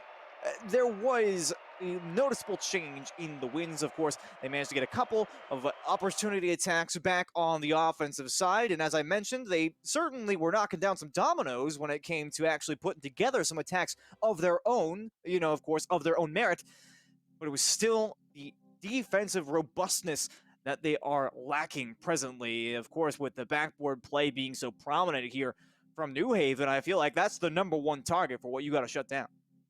And that's the difficult thing, is when you're trying to actually piece everything together. Half of it is just figuring out, okay, how can we find each other in the midfield? How can we get these touches? And the other half is, okay, how can we actually move up onto offense? Because it's one thing to play defense well, and it's one thing to play offense well, but Rocket League being so fluid, you have to learn how to actually go from one to the other, which sounds pretty basic, but as you can see, UNH is just really locking down that midfield, constantly pushing forward. And at that point, when you do get the touch, it's not as simple as just clearing it out. It's not as simple as trying to win a couple 50s. You have to really be experimental and figure out what's going to work. The issue is that the time for experimentation is game #1. That's gone by the wayside. Maybe game #2 if you want to play it risky, but now that's all gone. You have no more lives left. You are out of that conference championship contention if you drop one more 5-minute match. And I think that's going to be weighing very heavily on suiting Farmingdale, because they have not figured out the series, and they're going to have to start doing it right now. Well, Taco, they're not out yet, though, and of course, I guess when you've got nothing left to lose, you may as well risk it all. So we'll see if they have anything left in the tank for us on this one. Oh, that one almost on target. The crossbar out of their plans, of course.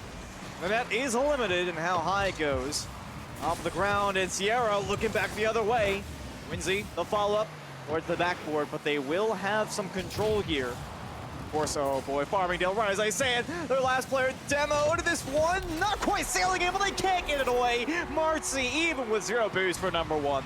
I need to hear some communication. Ebes Drew had the demo being chased on them for at least a couple seconds. No one told them, and granted, they might have no boost to work with, but you gotta make sure you get that ball to the sideline, get a flick, something off the ball, because as you can see, one demo goes through and everything goes awry. Oh boy, oh boy, oh boy. Well, Ebes Drew, okay, like the idea. They have the hitbox to boot, but easily dispossessed by Winsy. Moving back now towards the other end. Otto with no contact on them. I think that might have been a fake down to Ebes Drew, in which case I respect it. They will find themselves in the attack. Nice little 50-50 here. Marcy first to it. They will maintain the control. Otto almost a second contact. Still looking for off the backboard, and it's looking like things might be going together here for them. It's a bit crafty. They find some pressure on the attacking side. Sierra in a rough spot. Otto trying to clean up. Not quite good enough, though. Op and bucket. Need a little bit of fine-tuning there on the offensive end. There's no chance that Marcy gets out to that one. Reigns off the backboard.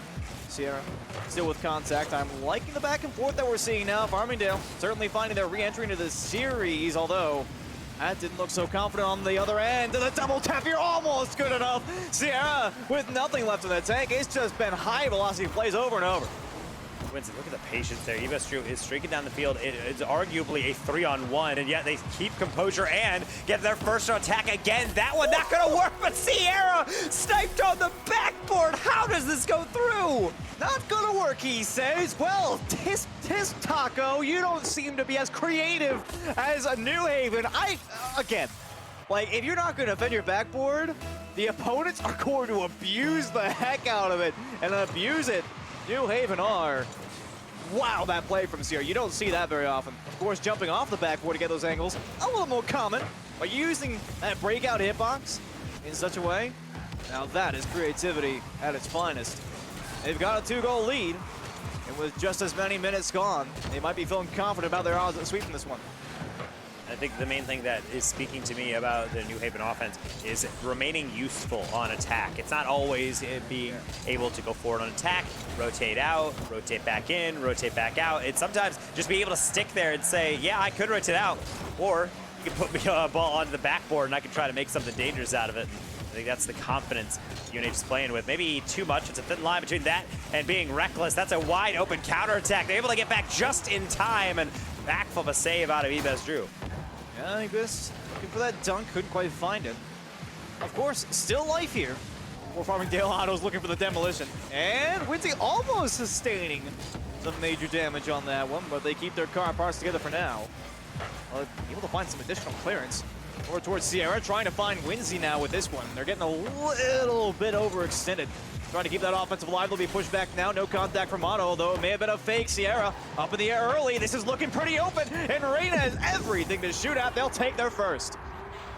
And that's an important play, mainly because Sierra, they're getting too eager for this touch. They're the only player back. They have to know that, and Ebes Drew does exactly what they need to. Just hits it around the defender and trusts that their third man can put it in the open net, and Reigns, as you mentioned, does exactly that. 1 goal back, and this is what you need for Farmingdale. Steady improvement, and of course, that's going to start in the backfield.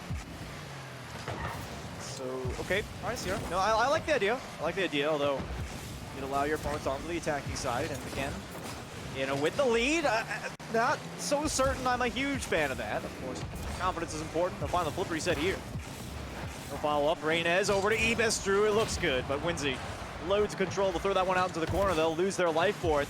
Pay the ultimate price for the defense. Reynez in the air, loads to shoot at. Pass down to Ebes. They cannot make it happen. Still potential play here, but Otto has to dive for it if they want to even keep it in the zone. They'll be thrown all the way back down into the other end. Ebes Drew for the cross, and will be there in time. And it is looking dicey for Farmingdale, but they are still in this competition with 70 seconds left to go. But unfortunately, Otto is not going to be on the pitch for much longer. They get demoed away, and it's going to leave them short-handed. Farmingdale, Sierra, taking to the air. The flip reset, not past Reigns. Winsy pass back temporarily. They're just going to hold it up through the sidewall play. More 50s bringing through the midfield. A lot of half rotations, and A lot of sparse defending because there is nobody back for Sierra. Tough angle. Crossbar coming to the rescue, saving their teammate's shot. Pandemonium in the backfield, and some of it not even coming from the Farmingdale defense. Again, I said it a couple of times already, but I'm not so sure I'm a fan. You know, it's good to have confidence, but I mean, you want to take it sure as we can get it. That was a bit aggressive for my taste. We'll have loads of boost control on this one. Loads of ball control on top of that. Sierra down towards Winzy, does get 15 away here by eBest Drew, but they need more than that. 20 seconds to go. And they're on their last legs here. Reigns, where's the mid? Off the back wall, the second bump is there, and Otto scores. We're tied up. I don't like using this word, but New Haven is being the victims of their own hubris, I would say, in this game. A lot of double commits, a lot of fancy cars, and granted, they're making car changes. I'm not saying they're memeing, but they've been leaving the game, changing things up, and maybe they're getting a bit too comfortable. Yeah, he took it in a sweep, but doesn't guarantee anything right here, and doesn't guarantee that Farmingdale is even going to take this game. All might do is force an OT, unless we're going to see something here in the final 5 seconds. Doesn't help that Sierra's losing that ball, but maybe one more dribble from Winzy. Do they want to play hero? No. Dunked away, and Farmingdale needs one more to extend this series and their season. And who knows where we could go from there. Confidence is awesome, but overconfidence can be a killer. I like that fake from Reynez, of course, that is to say. If that went wrong, it could have been the game. But a bit of a double commit there. Otto, what a 50. Throws that one all the way downfield now. Farmingdale, the attacking side is where we need to see them. That orange half has been a lot more hospitable for them than their own defensive side, that's for sure. eBest Drew instantly challenged there by Winzy. They will have the follow-up, although Sierra not going to let it happen. I feel the win condition here for New Haven. I'm fairly certain they know it too. Is just lock it down in the red zone, and they should have this one with relative ease, although Reigns through the mid. Otto is there on the back line again, just trying to wreak havoc. It's been working a couple of times, though. Sierra in the air, almost the flip reset. eBest Drew is there for the initial challenge, and you have got to be out to those early. I love to see that they're starting to give all the more respect to their opposition, although Sierra again up for it, maybe looking for the musty, maybe the double tap in towards the mid, but Mercy's not close enough. You can see the pressure being applied over to Winzy, but Otto is there to make the save. What a stop. And then saves like that are going to keep them in it, and particularly if I'm New Haven, you're going to have to make sure you're not allowing all that time to the Farmingdale side because they've been going for a lot of demos, but of course, even though they're making these miracle saves, doesn't mean they can keep it up. New Haven continuing, using the backboard, using the sidewalls, everything at their disposal to make Farmingdale sweat. I think it's almost something of a miracle that they haven't scored yet. I've seen a couple of very good-looking opportunities for them, but again, some extra confidence on the Farmingdale side. If they can get the rotations a little bit more in line, things could shape up. What a save here from eBest Drew. 50 right out into the corner, into the waiting hands of Otto. Over top of Sierra, will pick up a demolition on the way through as well. This is looking good. Otto! Oh my God! Right on the front for Reigns, and they'll take game 3. I was wondering how he's going to get the pass. Why pass it when you can do it all yourself to boot? Reynez going to dunk it through, but a brilliant solo play from Otto. The demo, the layup, and then the finish through from the teammate. It is Farmingdale digging deep and making sure this series is going a bit further. Now, I'm not going to say that there are alarm bells ringing, but there should certainly be at least one flashing light on the dashboard right now for New Haven. All right, you guys decided like, hey, yeah, we're having fun. We're playing Rocket League. We're having fun. Our opponents aren't really that much of a challenge. Well, they're going to be a heck of a lot more of a challenge if you decide to start being a little bit lackadaisical about your play. And now, here's the tough part. It might have been a little bit easier of a competition for you before, but I think that we can safely say, Taco, that there has been a major upgrade on the defense for Farmingdale. They have not been letting these simple shots, these backboard plays go without too much of a challenge. Now it's a completely different story. And I had pen in hand on my notebook. I'm about to say, this might be a goal. It looks like we're about to get dunked. That's going to be 3-0. And no, they continue to get it done. And yes, we talked a little bit about New Haven somewhat taking it easy. They're going for pre-jumps. They're going for triple commits. I think because they knew that they 3-0'd this team last time, they're on the verge of doing it again. And now that they've lost, I think this is going to be all business from the side of New Haven. I think they realize they don't want to let this one slip from their grasp. They're going to try to go full bore ahead, and have to see if that's going to be enough with a re-energized and re-motivated, I would say, Farmingdale squad. Nice, just, oh, what a save! eBest Drew yet again! And Sierra's not close enough to go for the angle. Bit of a miscommunication as well in the corner. Now Otto over to Reigns. And this is precisely what we're talking about here, Taco. A massive reinvigoration for Farmingdale. And New Haven, they were looking so good before, but it can be a little bit difficult to get back into prime form, especially when you were taking it easy before. And here in an elimination round, I feel like this is the last place you want to lay off the gas a little bit. I feel like they may have made a massive error by not giving it their all in Game 3. You see Farmingdale now move towards the attack again. Rain is forcing something out of Sierra there. And they're trying to take control. They might just have it out of the corner here, though. Winsy, long clear downfield. Back into a neutral state of play. Marty towards the net. That one saved away. Sierra gonna keep it going, but Winsy, I don't even think they anticipated that one. Not even been intended for them. Instead, going to be just trickling across, and that's true. To Reynes, and to Otto is just going to be thrown straight forward, but UNH a double commit on this one, looking disorganized. I don't know if that's frustration or they're still just not being in each other's ears as they should be, but this ball is still not out, and if not for Martzi extending that, it would have been a very precarious situation for the defense. Ooh, Otto, that additional touch, Marty got nothing to work with, but they're there with the save on the goal line. That one just a little bit higher. That could easily have been goal number 1. Ebes Drew is still lurking in the zone here. Will win the 50. That's towards the cage. But Marty is there on the back end. Now Reynes over to Otto, trying to go down low. Sierra makes the stop. It has been a wonderful defensive stand here for New Haven. The fact that Farmingdale is getting so much control in the attacking half is incredibly concerning for me. Well, this one, oh my goodness, Otto coming out of nowhere there. I didn't even see him screaming in for that one off the close post. And now finally some space and time for New Haven. And I like this from Farmingdale, not only getting the clear, but it's a possession touch because Otto try to extend it out. That touch is not going to live up to their teammates' quality. Ebes Drew sitting on the goal line, but instead it's not even to get to them. Another long clear from Reynes, and Sierra's gonna give it away. It's Ebes Drew, it's Otto with the bump. Ooh. It's off of the bar and gonna go down. That could have been a lead for Farmingdale, but how could they know that that goal would have been cleared straight through at the worst possible time? Otto continuing the demolitions in the midfield, and you can tell Farmingdale really heating up as another save forced out of Sierra. You can see Ebes Drew threatening with a double tap. Like double commit here. This is looking dicey. Reynes has to make a play. They might have just bought. No, not quite enough time. It's gonna be free for Martzi. And a notable drop here, potentially, with that double commit in the mid. Still a valiant effort, but you gotta commend New Haven here. On the defensive side, I know we've been all on the Farmingdale train, but they have been holding up something fierce on that back half. That is a tough one, mainly because Otto is getting all these demos, playing quickly, and I like the vibes from that play. The issue is getting too much in their own head. It's not a solo play game. You gotta make sure you stay focused in, and just like Farmingdale is on fire, so too is Sierra. Let's look at this one. This was pretty. And it is over the top of Ebes Drew, and as if they needed the flip reset. I mean, Otto was coming in from the side, so potentially, I don't know if there was a clearance there. So for New Haven, a very important 2 goals. I'm not sure if Farmingdale's gonna let it go, but again, it has been a massive fortress on the back line. And now they're just gonna keep on adding to the score total. Martzi from Sierra for number 3.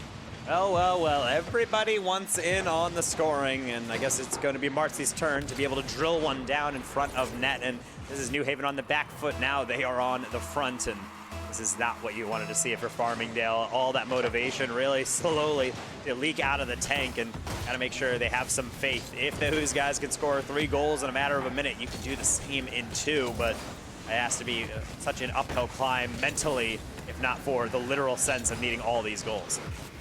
Yeah, that much is true. I mean, I already bought the merch, waving the flags for Farmingdale, and here we are. Hopefully there's still something left in the tank for them, although it's looking a bit more challenging. I think New Haven got back into their groove. We mentioned how perhaps they took things a little bit easier after those first 2 game wins, and then Game 3 was a much different story, but they really parked the bus at the beginning of this one, and then once they got their lead, they just piled on more and more and more. For the final 75 seconds, Farmingdale needs a miracle at this point for a chance to make it into the playoffs. They're still trying to put their best foot forward, but their best foot is only getting them as far as halfway out of their defensive half. Winsy is going to be denied here by Ebes Drew, but they need a heck of a lot more than that. And that's not going to be easy to grab, especially because now Martzi trying to play possession. They almost was dispossessed into the goal, but the 50 will do just enough. Winsy not going to win this one. That is the worst possible bounce, though, because Ebes Drew He's not able to react. The combination passing play from New Haven gonna burn down a lot of seconds and be able to get maybe number 4. Sierra not gonna get it, neither too will Martzi. So Otto sniping out Ebest Drew. Across the way goes Winsy. The flick into Otto, and there is at least one back with 32 to go.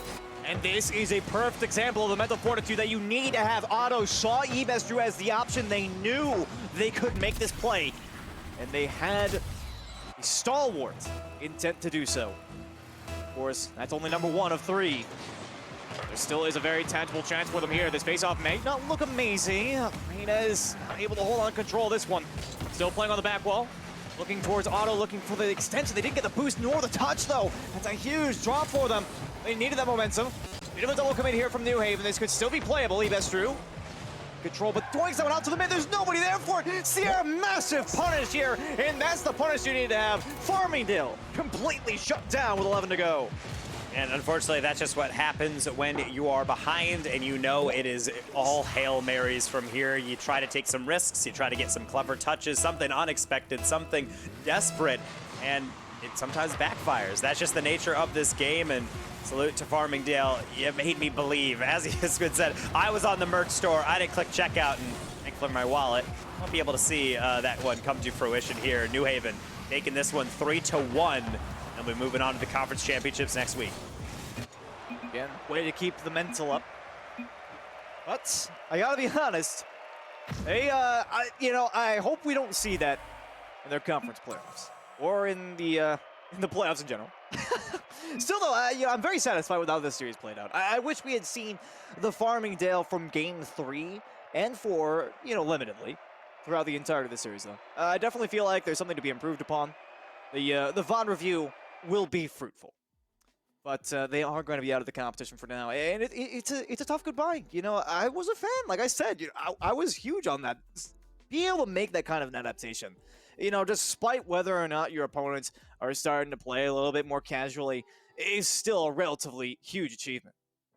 Yeah, and I think that's the thing that is really impressive about how we really approach the collegiate game, in that I always dislike it when teams do exactly what New Haven did in that game number 3, where they take their foot off the gas because you're thinking, well, yeah, we're having fun. We're controlling the pace. But that's the thing. It can change at any moment. And the amount of times I have seen a team just take a little casually, or maybe just kind of meme about, even in one game, you have a 2-goal lead, you think it's secure, and then suddenly bang, bang. Off a kickoff, anything could change. Granted, we didn't see that storyline play out, but this is very much one of those cautionary tales if you're watching along at home. Close out the series. It is not done until that clock is 000 and you have that lead. So that is something really worrisome. But New Haven coming out on top. I believe we have a certain friend of yours, Taco, ready for the interview. We have Martzi now on the line. And sir, welcome. Congratulations on the victory, although I think you know what we're most likely going to be asking about, sir.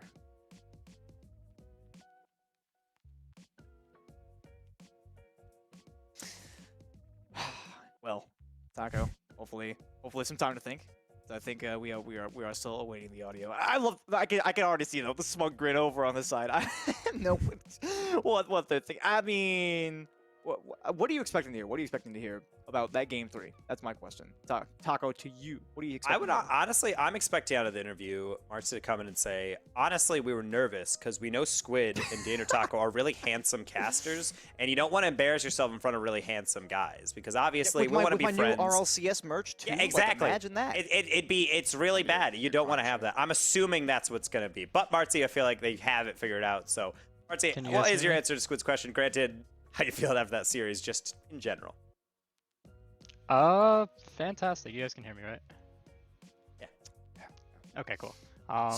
Yeah, we feel pretty good. To be honest, we weren't really worried going in. We shouldn't have dropped that one game. We were kind of hard trolling. But yeah, we weren't really worried. We kind of knew this was going to be a dub. And we did it well. There's Winsy in the background, the GOAT. So yeah, it was good series, fun series. You knew we were going to ask about game 3. Because, I mean, Farmingdale, they look like a whole new team after a little bit. And I kind of want to know, was there any point where you were like the slightest bit worried about it? Because their defense did become insane, seemingly out of nowhere. Was there any worry at all, or did you think like game 4 is going to be a complete reset? Nah, we were fine. I kind of Sierra was hard trolling. He saw JJ the breakout, and he was kind of just having fun. And then after that, we were just like, all right, get in the Octane, let's just win. We didn't want to have to go to 5 for no reason, especially when we're the far better team. So yeah, we weren't worried. Based on your word choice, I can tell you're confident in your matchups, and considering that that is a number 3 team in your conference, you've now obviously secured your second place seed and going on to those conference championships. I mean, you guys look very organized when you're going through, but obviously a lot of solo mechanics. And do you find that is a strength of your team, your ability to, maybe if the passing plays aren't there, you still have the solo ability to be able to make something out of nothing? Yeah, for sure. I think Sierra's a big part of that. As you probably saw, like he was hitting reset goals, double taps. I'm more of like a third man kind of style player, so I'm not a huge part of that. I'm more of like the pass out, play solid D. That's their job. But that's definitely something we can go do when everything else isn't working. Now, you know, I have to say, nobody in the chat saw this, I don't think. But I find that an interesting answer for somebody who was talking about how they hard carry Taco in ranked before the game started. I don't know. Was that just me? But I'm a third man, he says, but I hard carry Taco in ranked. I think that says something about Taco. I don't know. No, I'm pretty heavy. In ranked. Yeah, no, in any case, though, of course, you know, looking forward, it's something I've been asking everybody. I'm going to continue to ask everybody. With last chance qualifiers for CRL potentially coming out of this tournament, are you thinking about potentially that bigger picture, or are you more just looking forward to playoffs here? Because obviously, you know, LCQ, that's already a big deal in itself. But, you know, I feel like for a lot of people, they're trying to keep it on the here and now. Are you thinking about that LCQ, or are you just more worried about NACE playoffs? I think it's a little bit of both, to be honest. We definitely want to do well in NACE, but who doesn't want to make the last chance qualifier and go to Worlds? And we also played really well in the last CCA Open. We got way farther than we were supposed to, so I think that there's a chance that we can upset teams if we're playing well on our day. Obviously there's some crazy teams, like for example in our pool there was Stockton we got rolled by. But I think if we're playing well on our day, we could surprise some people. I think that's really the main thing that you have to keep an eye out for when you are playing on your day. Is you don't need to be a miracle run across a whole week. You just need to be able to chain together a couple good series. And I would say that maybe it wasn't your brightest, but we know your peak potential when maybe you're not hard trolling. So Martzi, good job on that best of 5. Best of luck next week. And before we let you go, any shout outs you want to be giving out to the fine folks here of the NACE Starleague audience? Shout out my parents, shout out my teammates, Winsy, Sierra, they're goated. Shout out Coach Bryson, and shout out chat. Thanks for watching. All right, thank you, Martzi, for popping in, and best of luck with the rest of your season. Have a wonderful evening. Thanks, guys. Same to you. Take care. Squid. Pushing them out of the box, and now they can focus on the rest of their night. And I like how they phrased it. At a certain point, I was thinking like it's just gonna be like, yeah, it was a weird game, but you know, we came back. No, it's just like, no, we were trolling. Like straight admitting, like, no, we just lost focus, and then we just gathered together in game 4. Yeah, I think we're kind of dancing around, of course, the hard TH word that nobody wants to throw out there, if you know what I'm saying. Throw out there, Squid, you say? Yeah, throw out there. Okay. Just wanted to make sure I heard you there. Yeah, no. But before we do head off to a break, we do have to thank one of our wonderful sponsors, of course. It's AMD, with performance to rule your game and rule the league. We are so excited to have AMD as the official graphics card of the NACE Starleague, introducing the AMD Radeon RX 6000 series graphics cards featuring breakthrough AMD RDNA 2 architecture, Taco, which I think you probably know a little bit more about that than I do, but it's engineered to deliver ultra high performance, ultra high resolution, and visually stunning gaming for all. With AMD, NACE Starleague are powering the next generation of gaming. Check them out at AMD.com. And I certainly will be looking at AMD stuff, because I mentioned every single time and every single week on this broadcast, but my PC and thus my casting and thus this production is in part brought to you by an AMD processor. And so I'm a big fan of them. You guys will be too. Of course, AMD.com. Check them out. They're able to provide this lovely NACE Starleague action as one of our sponsors. And it's just a lovely thing to see, because we've got all this action so far, and we're going to be ending it off with a banger. We said game number 1 might be the match of the night, but game number 3 is certainly up there in the running as well, Squid. And it is Missouri S&T and the University of Indiana at Bloomington. Coming up after this short break, you won't want to miss it. We'll be right back.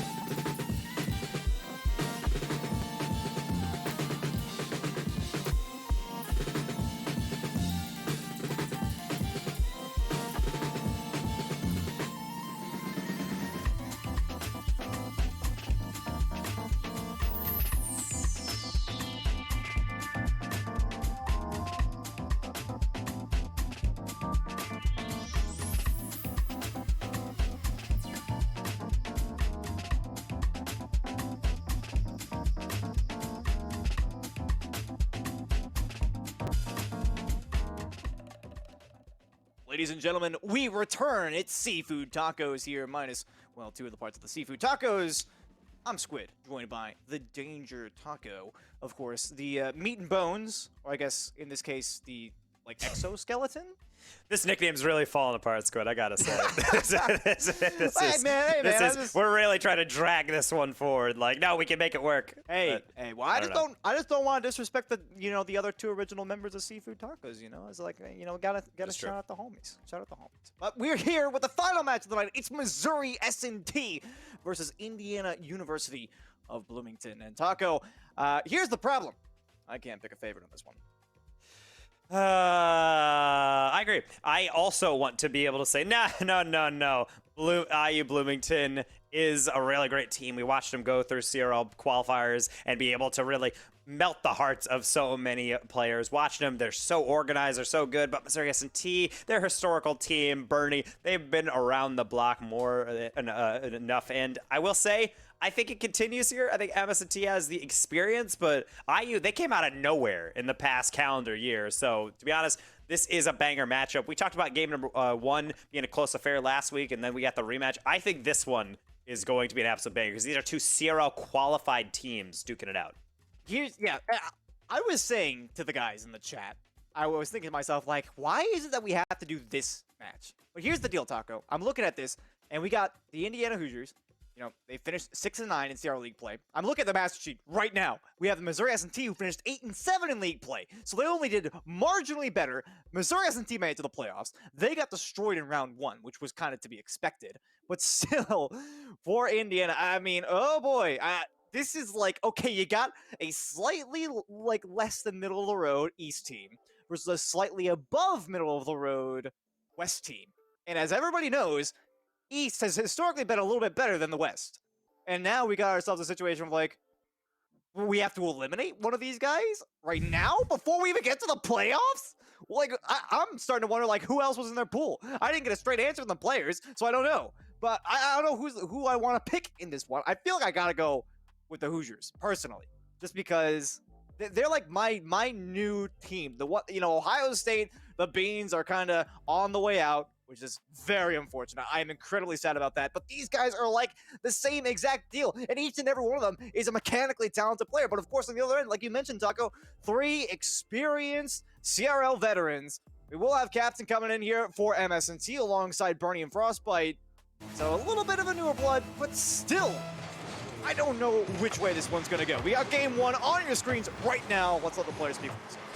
And of course, we were talking about how these teams are kind of middle-of-the-road CRL teams, but keep in mind, out of the 1,000+ teams that try to qualify for CRL every year, these are part of the 32 who actually made it. These are some of the best players in this entire nation at the collegiate level, and so certainly no skin off their backs being able to call them a middle-of-the-road team because these guys have a lot of talent to go around. They're trying to show it with these passes, though. That one will be getting away from Big E, but they're not going to be sweating it too much, have the possession back to Orso.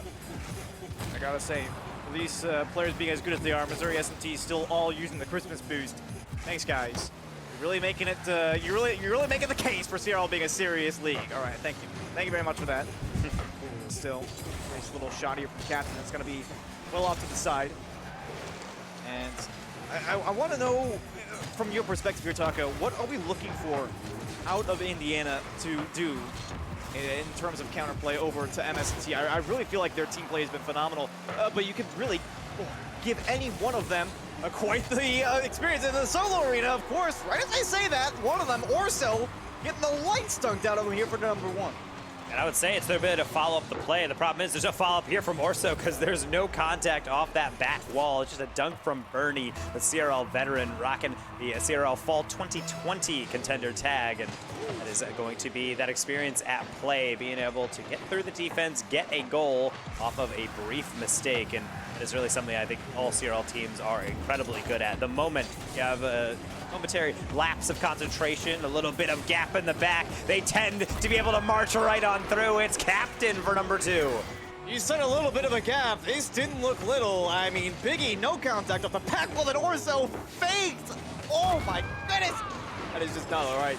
Birdie just tees up Captain, who hardly has any difficulty putting that one on target. That's 2 goals, completely unanswered here from Missouri S&T, and I say completely unanswered because we've hardly even seen a shot from IU. They have one on the scoreboard. I don't even remember when it happened. Here's looking for number 3, Strati. What a save out there. Frostbite trying to cut the angle.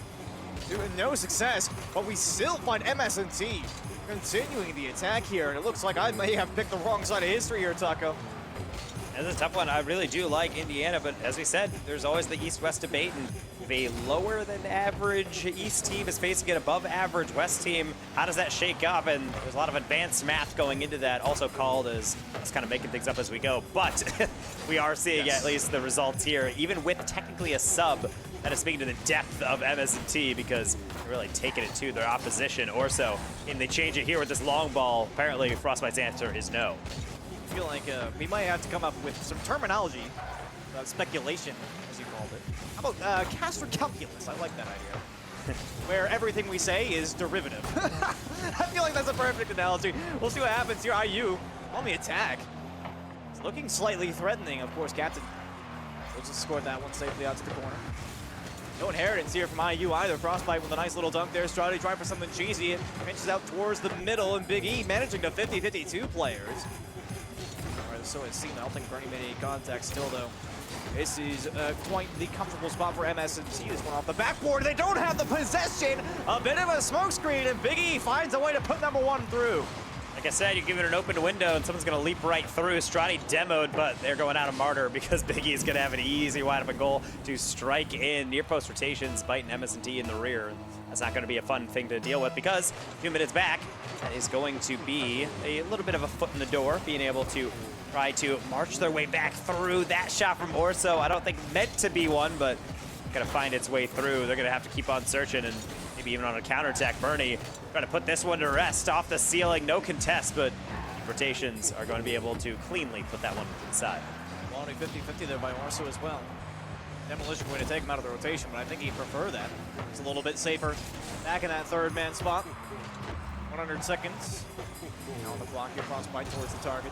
Easily saved away for Big E, but there's going to be no chance for a follow. Or will there? There's a pass up to Big E yet again. Captain forces dive out in front of that one. This is a nice force here for Indiana to get a bit of a foothold on the attacking side. Frostbite will actually pick that one up. Move it to the midfield line. Okay, IU, I mean, it was a good look. There's no continuance, though. They're not able to hold on to the possession here either. The 50-50 goes out of their favor. And I gotta say, I'm a little bit confused, but I do respect the lack of an overcommitment. You never want to have that critical mistake. I mean, if you're down by 1, you sustain another goal against, it may well be the end of the game. We'll see. Orso can dig out of here in the final minute. A beat past 1, but Captain, the heroics, just ego challenge on a 2v1, and it's going to be turned into a 1v0 open net roller for 3. Yeah, I gotta say, I was not initially a fan of this. The force clearly was not quite good enough there from Bernie, but Captain just goes in on it anyways. I don't think there's any other good terminology for that ego challenge. It just dove right on in, although a demo off the face-off here. Orso almost opening up enough space for a goal right back. There will be no refund here for IU. They're gonna need to do it all of their own volition. This one towards the top. Frostbite will see it to the corner. No bother though. Big E trying to make some space, and almost getting the angle there. Bernie with no contact. Well, the dunk was the intention. They didn't have a plan for the follow-up. Orso still driving downfield here. Final 30 seconds now. MS&T in control, but it sure does not feel like it when it comes to the actual gameplay. Orso looking for the double. Orso, what a read off the backboard. That makes 2-3. That's how you wedge yourself back into a game, by busting out the solo plays. Teammate there just in support in case you need it, but Orso, they're doing it all themselves. Don't worry, I got this, and maybe Indiana will have this comeback as well. They got 20 seconds to work with, more than enough time. Off the kickoff, going straight through, but straight by that back post. Orso, massive win there, back in the mid, but the communication wasn't there. You're gonna go for that extra touch. Your teammate has to be down for it. Orso still in the zone. Gonna toss this one off the sidewall. Finals like it's sticking away. Oh, no contact there from Biggie. Massive clear for MS&T. I don't think anybody's gonna be close enough. That one will touch the ground. And game one is in the books. But oh my lord, if the Hoosiers didn't put their best foot forward there in the dying moments. God, who knows what could have happened there if that ball was just untouched in the midfield. They were actually able to get one more opportunity, but as you say, communication's not there, and sometimes it might even just be a mechanical error. You flick it in the middle trying to get a pass, but you accidentally collide with it again and just put it out of reach of that second player.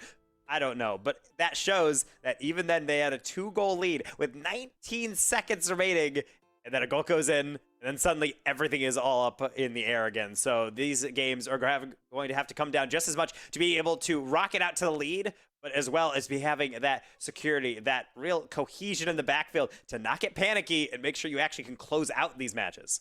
Absolutely. And I'm going to say, we've only seen one game so far. But if we only go 3 games in this series, I'm going to be an unhappy cephalopod.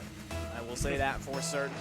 Again, one of these teams will be going home with no chance of continuing in NACE, and this is going to be an early goal for Missouri S&T, 3 seconds off the clock. That's why you want to cheat up on kickoff. Strati does, but too rich for them. They're going right past it. Captain able to be positioned appropriately, avoid that traffic jam in the middle, and get a goal 3 seconds in. So MS&T is already out in the lead of that series. That one's not going to do much, be able to boost the confidence of Indiana, but maybe a response could. Strati, though, no power. Captain backflips out. I like that idea from Big E, but they didn't have anybody in the mid. Taco, this is something that you're always harping on. It's throwing the ball out there with nobody actually in the zone. You have to make sure that you have a target before you make that kind of a play. It could have been incredibly risky. An instant counterattack chance. And at that, an open net for Missouri S&T if they weren't careful. Speaking of, they find themselves in the attack. Now a demo in the net. Oh, Strati already saw it away. Frostbite way up high, off the ceiling. Bernie with contact. It's still looking dangerous. And Strati, fortunately, going to be turning that one again a little bit downfield. Still, though, crushing pressure here from Missouri S&T. Indiana will finally find a way out. Slightly wayward touch there from Frostbite. Will reset partially. But still, I have to wonder how much of this game is being decided by that 1-goal lead. I like this idea. Again, though, the close down on the defensive side. LC Strati trying to get this one, and that's getting precarious. It's going to pinball around. Biggie coming to the rescue, not only getting it clear, but a double tap to boot. The captain going to take that handoff more or less on the steal and try to throw that deep, but a lot of midfield challenges are see exchanges of possession going left and right across the screen, and then too substantial. Even that one's going to go well wide. Bernie can't put it between the sticks. The follow-up from Strati actually is going to be backwards, and Frostbite will continue possession to the corner. This game being very interesting down the stretch. Bernie finally putting it through. I didn't think there was an angle to be had, but Bernie proves me wrong with that veteran shooting. I mean, you gotta look at his 2 players in the corner, and you know Strati has been making so many plays on the defense, but even they cannot be so heroic as to read with 100% accuracy every single time. And of course, not immediately diving at that one. They try to protect the front post, and you have to appreciate that they had no cone of coverage for the midfield. Had Strati not stayed at that front post, they almost get punished again here. As Missouri S&T continue to relentlessly press into the attacking half. Captain looking at a shot here. It's just high. He did have to get around the defense, though, so I understand the additional pressure. However, it seems to be the main objective. They are achieving it to great ends. Captain just going to slow that one down for the offense by clearing it deep. Will allow his teammates to get some boost and rejoin the attack. That touch going to be a sitter for Big E. They're going to opt to send that one high. Frostbite. Now Captain. Or so. Nice 50. Strati, they're almost waiting for that touch, and it's just taking way too long. Indiana looks like they have promising build-up, but they're not actually able to turn it into anything constructive, which has to be somewhat frustrating because they're not out of this game by any means, but every single time they try to start something, it's really much a non-starter, getting snuffed out before they can even begin. Completely agreed. I feel like the biggest issue that they're having with that right now is the fact that they're unable to keep it in the zone. Oh, but Big E, the fake on the flip reset. I don't know if that was calculated or not. You gotta have Starty there for the backup, and it works out. This is why the flip reset is so crucial, because even when you don't get it, it forces the defense to have to react to you. That's where that first defender goes in, trying to place on that high shot. Goes underneath, and it's going to be an easy tuck in. So there is one back, and that is the spark that they needed. If everything is not being able to start, when you have a wide open air dribble, you got to make it count. Yeah, like we were talking about, if you cannot keep the attack going past one or two wayward chances, you have to make those one or two wayward chances really count. And they did. Oh, they almost got one back there. Orso just being denied by the cross. We're still looking at a potential attack here for Indiana. Frostbite forced to give this one away. Strati going to keep it a little bit down low, forcing Captain to make a long clear, but they have so much to give away to. They're still with loads of time on the clock here, but I hate seeing Indiana being pushed back onto their own end. It feels like so much wasted potential. Another shot here. Birdie closed out. Great respect there for Big E. They might even have a breakaway down the field. Strati with initial contact, looking for another one. Not quite the corner bounce they were looking for. The shot here is just a little bit too telegraphed. And they'll be sent back, and yet again. Possession play there from Big E. I thought it was going to be a pass, but instead they're going to call their own number. That's off the seal, and they're going to chase it for the 50 to the sideline. It's Orso looking for one more extension. Can they grab it? No. Ernie clear again, but now a double commit Frostbite. They are all alone, and they will be left stranded because Big E right over the top for the equalizer. And I got to take another look here at Frostbite's POV. I mean, they had 30 boosts to work with, but when you're looking at that, you don't necessarily know where it's going to go, and sometimes you're thinking to yourself like, oh my god, what's going to happen? What's going to happen? Oh, the ball's already in the back. Oh well. Bit of a disaster there. Maybe even trying to respect the air pump potential from Big E. If no touch was made on that ball, that's the perfect position for Frostbite to be in. You can never really tell with these kinds of things, but either way, Indiana have tied the game, and they are already looking for more. They are hungry. They want this game to win. They want to tie this series, and this looks like it could be a good possession. Looking towards the middle now, Frostbite comes into that one. Captain with the high lob downfield here. Not necessarily an inheritance. Nice little possessive play here for Orso. Loads of space being gained here for the Hoosiers, although the demolition going to stem any semblance of attacking pressure. They're going to have to try and salvage this one. He will opt for the sideline clear. Very open. How open? It's Orso gonna be throwing that one perfectly for Strati, but Ernie's able to see the danger out just in time. Big E, follow-up shot on near post. Whoa. That's a lot of commotion. That's a wide open net if Orso can power it through, but Captain again being the savior. MS&T holding on by a thread here, and honestly, the accuracy is not helping, but the follow-throughs are. Big E able to make sure that chance does not go awry. 13 seconds left, and they have the lead. It's taking every fiber of my being to not shout out and hit amusement and amazement and excitement right now. I mean, oh my goodness, Orso though, I really feel like the play was to go for the backboard of that one. They just shot us right on target, but they still managed to make the play in the end. It was that vision from Big E. And now the final 10 seconds begin to tick away. MS&T looking for the tying goal. Captain, that's well wide of the net. They need something to the back wall, and this should see the game over. An unfortunate game ender for MS&T. But IU holds strong, and they managed to come back as well. It's the same story we saw in Game 1. They did have a couple of goals against in the beginning. But this seems like the story we saw all throughout the Eastern Conference in CRL, Taco, is that they can take a hit and still strike back just as hard. Absolutely, and then that's the main thing that at least I'm keep looking back at when I'm watching through these games, is how it really comes down to one or two shots at the end of the day. This is not going to be you're getting 12 shots on and then you're able to score as many as possible. That last series, or that last game rather, in this series, we were able to see a pass forward from MS&T with an open air dribble and a lead blocker and a third man positioned, and they're not able to get it gone on the first touch, and that's all the difference. I think if that goes backboard, we're very much headed to overtime, but that's in a different timeline. That has not been the path that we have followed. We're on this one. IU was able to close things out, and they're moving into game number 3, tied up in the series, and MS&T is going to have to figure out something else, but This is what we expect out of two heavy hitter teams. It's going to be a brawl, and only one team can come out in the end. I couldn't agree more. And I mean, even you're talking about that one play for MS&T right at the end. You could really take just about any offensive play for either team and put it through the meat grinder, essentially, of like, what if, and you would probably get the same results, right? It would be a complete butterfly effect, completely different series. However, I think we're on the best timeline right now. It is 1-1 in this best of 5. Again, only one of these teams will advance into the playoffs here for NACE Starleague. Both of them have put up quite a performance for us so far. Captain's going to keep things alive, and Strati's not going to be able to stay lively on this one. Luckily, they don't really have to. They got just enough of a touch. Will be saved away. Orso, immediate follow, almost a double, but instead it's Captain.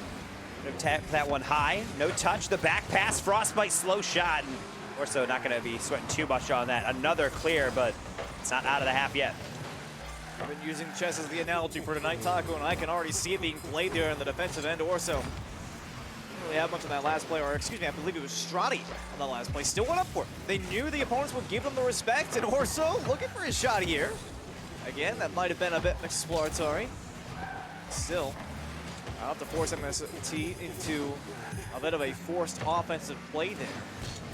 Already the first minute coming on. Feels like it's only been moments. I like that bump idea. Big E, loads of pressure. You can see MS&T throwing everything they have. The kitchen sink at that one. They almost get an angle here to the Hoosiers. But still, just a little bit too far out of hand for them to make a play on it. All the way back downfield. Frostbite forcing 2 out now. And Captain on the backboard. Not going to be able for a follow-up, though. I love the patience from Bernie. That you have to give respect to the defense there.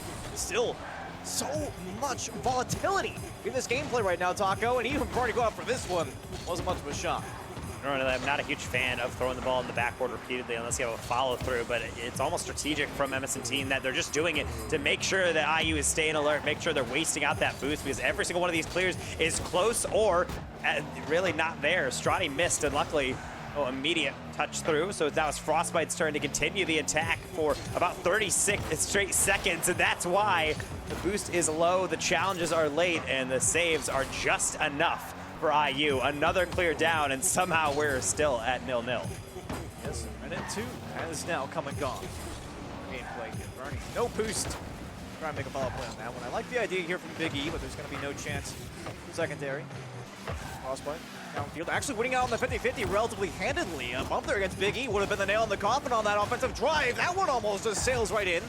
Fortunately, the uprights are playing favorites here for IU. Still some bumps coming out on the attacking side, and slowly but surely pressure is mounting here from Missouri S&T. This one back towards the mid, but Frostbite on full retreat. A nice defensive bump there by Captain will alleviate any counterattack stress.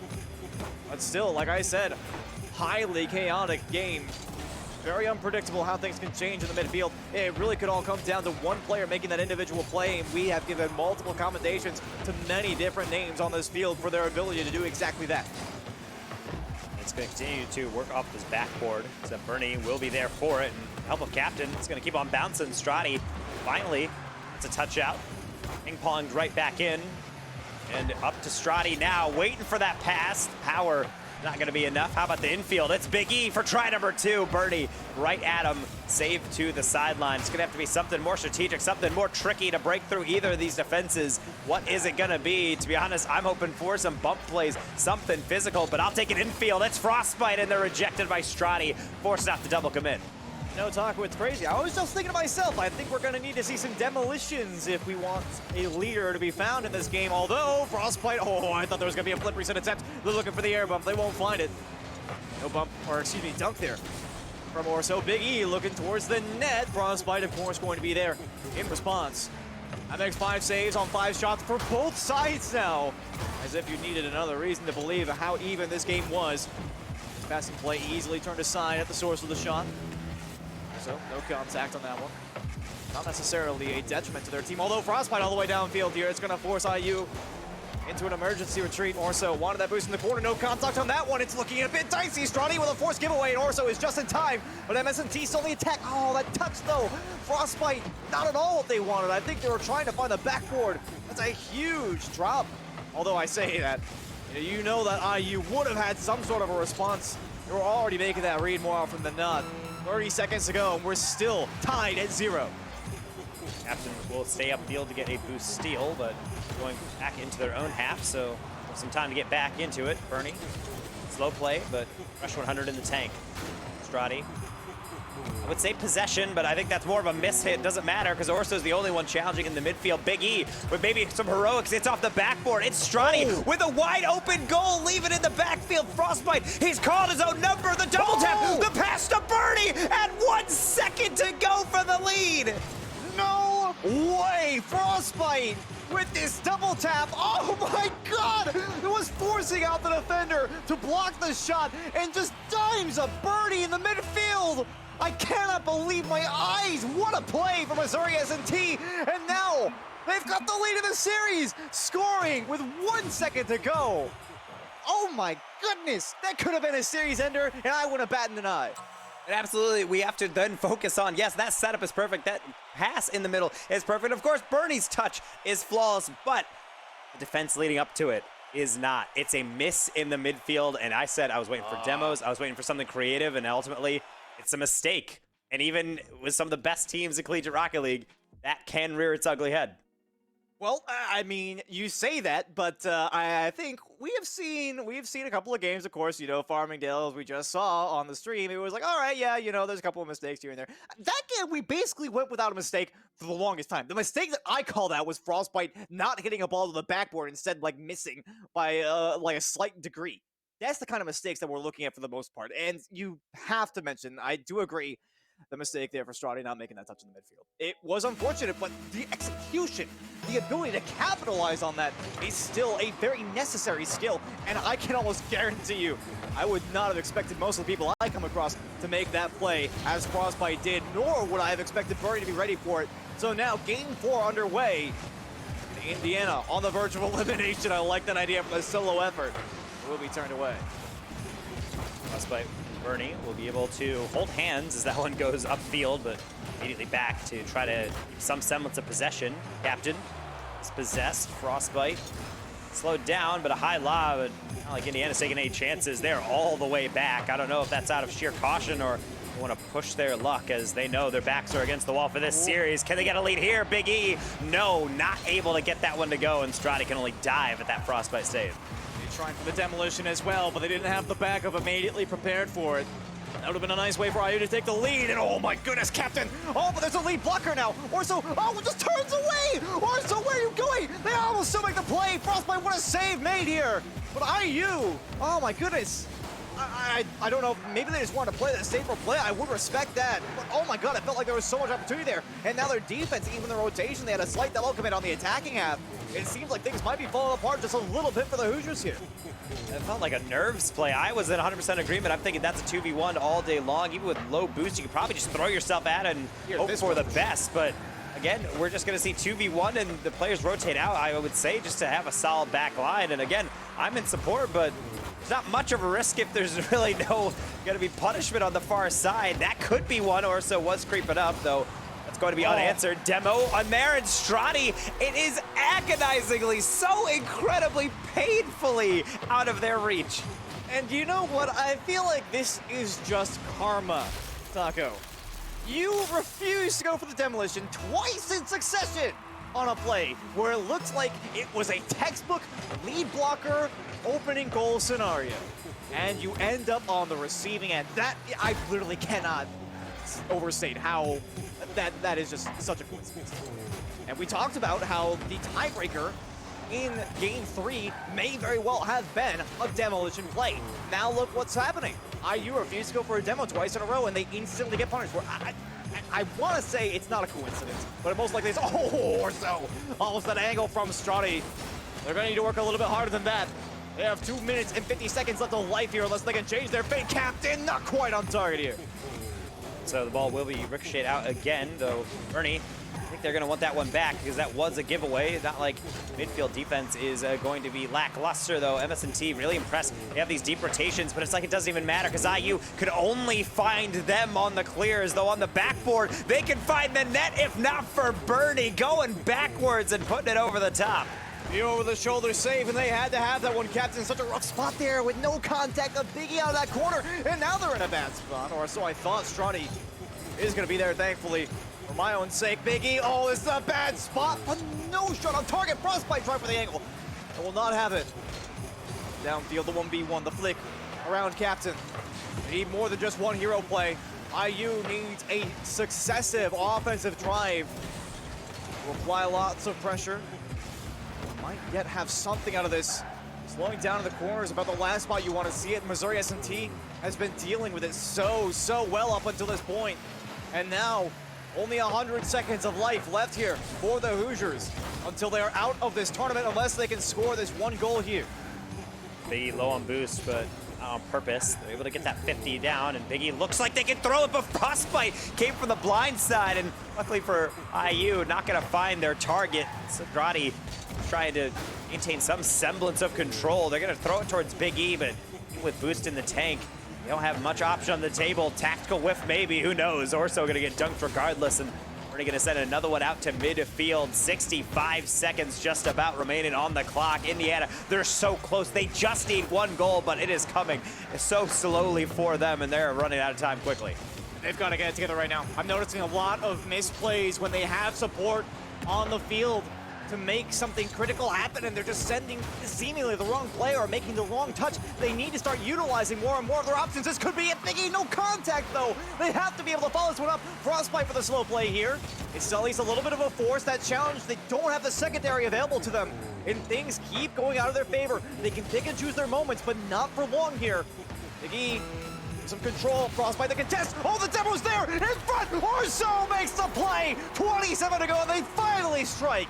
Well, Squid, looks what happens when you send a man at the last defender. Frostbite sent to the graveyard, and Orso sending us potentially to OT, but I don't want to get ahead of myself, Squid, because anything can happen with MS&T. They are behind in the shots, but not in the danger looks at the goal, especially when Birdie has a head of steam. That's over the top. There is nobody on the follow. Orso and Biggie with a double still get it clear, and maybe even an extension. That's Orso with the dunk in the corner. Captain tried to pop it up, and that was flawlessly done. That will innocently drift over to the IU half, and we're gonna maybe like one more look at it. Biggie off the ceiling, Captain into the ground, now into the wall, and now sending us into an OT series. Life on the line for Indiana.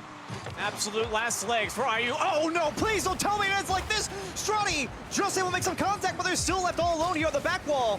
They do get that contact just out towards Orso. It's not decisive though. Possession still for MS&T. A demo on the back end here now, and two players set off the backboard. It's free and open, but Birdie still can't make the play. Somehow IU managed to play her back to that ball. They're struggling for some semblance of control, and they will find it into the blue half. A vital reset for them. Much more of that would certainly have spelled their doom. They need more than that. They need more than just a last-ditch effort. This pass over to Biggie, no contact made. Was looking like a good chance. No contact from Frostbite though on the opposite side. Hopefully it's not nerves for MS&T. They'll find a 1-2, a 1-2-3. Captain denied by Biggie. That was the best setup I've seen all day long out of any of our series, and it's gonna go by the wayside due to a great save. So the attack is not over yet. It's a miss, but Frostbite, it's top corner. What a save from Biggie, but there's nothing they can do about the follow. Bernie burying it after 61 seconds of OT, and IU is sent packing. And if anybody needs a reason as to why CRL is worth watching, that is it right there. IU, what an effort, but they could not manage it in the end. Missouri S&T, what a performance here. Nothing less than what we expect out of a top 8 team, of course. But for the Hoosiers, certainly something to be learned from this series. Taco, I got to admit, there's one thing I have to go back and change about this. I want to see IU start using those demos sooner. I really... They had twice! They had the lead blocker! And Orso is just like, you know what? I'm just going to go on lunch break now. I'm just over here like, what are you doing? It hurts. It hurts me. Granted, yes, there could be a boost concern. You don't want to go forward, and then you miss it, and then you got to get corner or some pads and slow. And there's a lot that goes into it. But I personally say, on situations like that, when it's a definitive 2-on-1, you take that risk. As long as you're 50, if you do get 50, doesn't go completely behind you, it usually works out fine. But granted, of course, we're analysts. We're just trying to critique. We're just seeing missed opportunities. And that's the stuff that hurts me the most, is that it's a close series, neck and neck. Bernie missed a couple shots for MS&T. So talking about alternate timelines, we could have been seeing MS&T walking away with that one. But it really does hurt to see that IU finally pulls it out at the end, and then they don't actually pull it through. But who knows if they even needed to get to that point, because we see so many missed opportunities. And honestly, I would just say that comes down to nerves. I would say a lot of these games look kind of dicey, and I think sometimes they'd rather wait back and look for something more concrete, maybe. Well, no, and again, as you were saying during the course of that game, we can't fault them for wanting to secure the backline. Like I've said, I have like my 3 rules of Rocket League, if you would call them that. And one of them is never to compromise your defensive integrity for the sake of an offensive play if you are tied or leading, because there's no point. You know, if you play a perfect game of Rocket League, you should never allow a goal, ever, which of course does not always happen, but that's the basic fundamental theory. And I have to appreciate that to an extent. But it hurts because we said it, like the both of us, and of course we're not always right, but I feel like in this particular instance, I think we hit it on the head, right? Of course, where the demolitions ended up being the key to the play, because when you have 2 teams that are playing absolutely perfectly, then you need to find a way to break up the rotation. But that's enough from us. We got to hear from the winner. We got Captain on the line right now waiting for us. And Captain, sir, coming in as the sub here for MS&T, you looked outstanding out there, sir. Yeah, I mean, it was a good game. You know, Indiana's a good team, and we just went and played the game, so.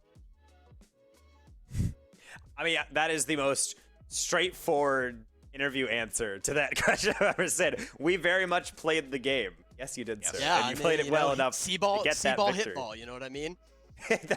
I mean, I'd have to think it's more complex than that, especially because it was close. What was going through your guys' mind? Because you had a bunch of post hits. You had one game that felt like it was just entirely played in the midfield. I mean, knowing that this is a CRL level team and you coming in technically as a potential substitute into the roster, I mean, what was really the mindset coming in? Oh, let me tell you, I'm actually the best kept secret in CRL. You know, I'm just the real power sub for the team. When they need me, I'm always there. And we played a lot in the midfield. I feel like, you know, me, Craig, and Bernie, we don't have a super close chemistry just because I'm the sub. I don't play with them as much as Nate does, time. And I think we just find success by kind of playing aggressive and putting a lot of pressure on the other teams. Well, I mean, I'd care to say it seemed like more often than not, you guys were the ones that were out there on the attack. I mean, something that we noted, of course, was that, especially after Game 3, where you guys scored with 1 second left, which was absolutely insane, by the way. Which, speaking of which, I might need to get your thoughts on that here in just a second, but I'll save it for now. You know, what was going through your head is, like, how do we break these guys? Because Indiana, you know, you guys looked phenomenal. Indiana looked phenomenal. In Game 3, where it was absolutely at that stalemate, did you start having concerns about whether or not you're going to be able to break the rotation? What was going through your head? I don't think our team ever really had concerns. You know, it's one of those things that the boys just told me, play it like I'm playing comp.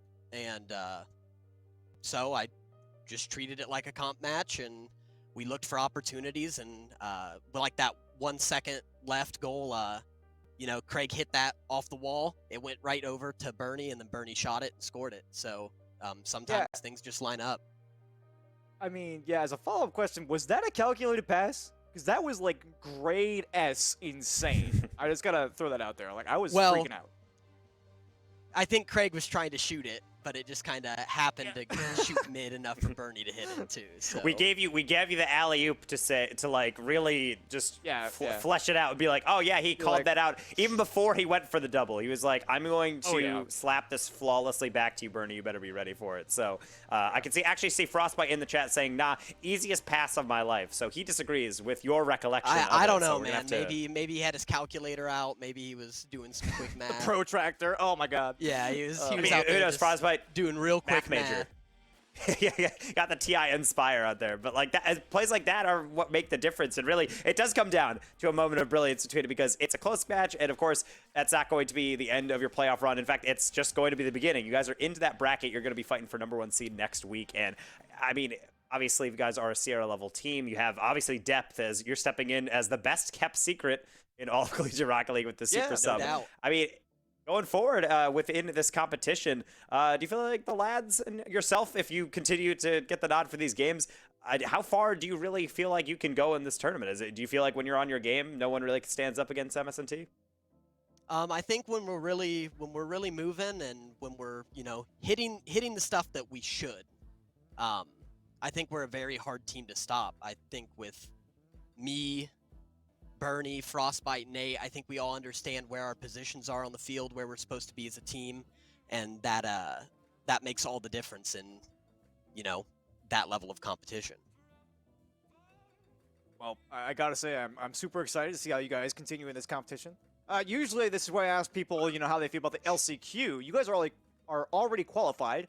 I think it would be safe to assume that Time is probably going to be competing there, but I mean, you've been looking astounding. So I think the question I'm going to go with this time is, we got a doggo on this stream? Hang on. All right. Is that Time?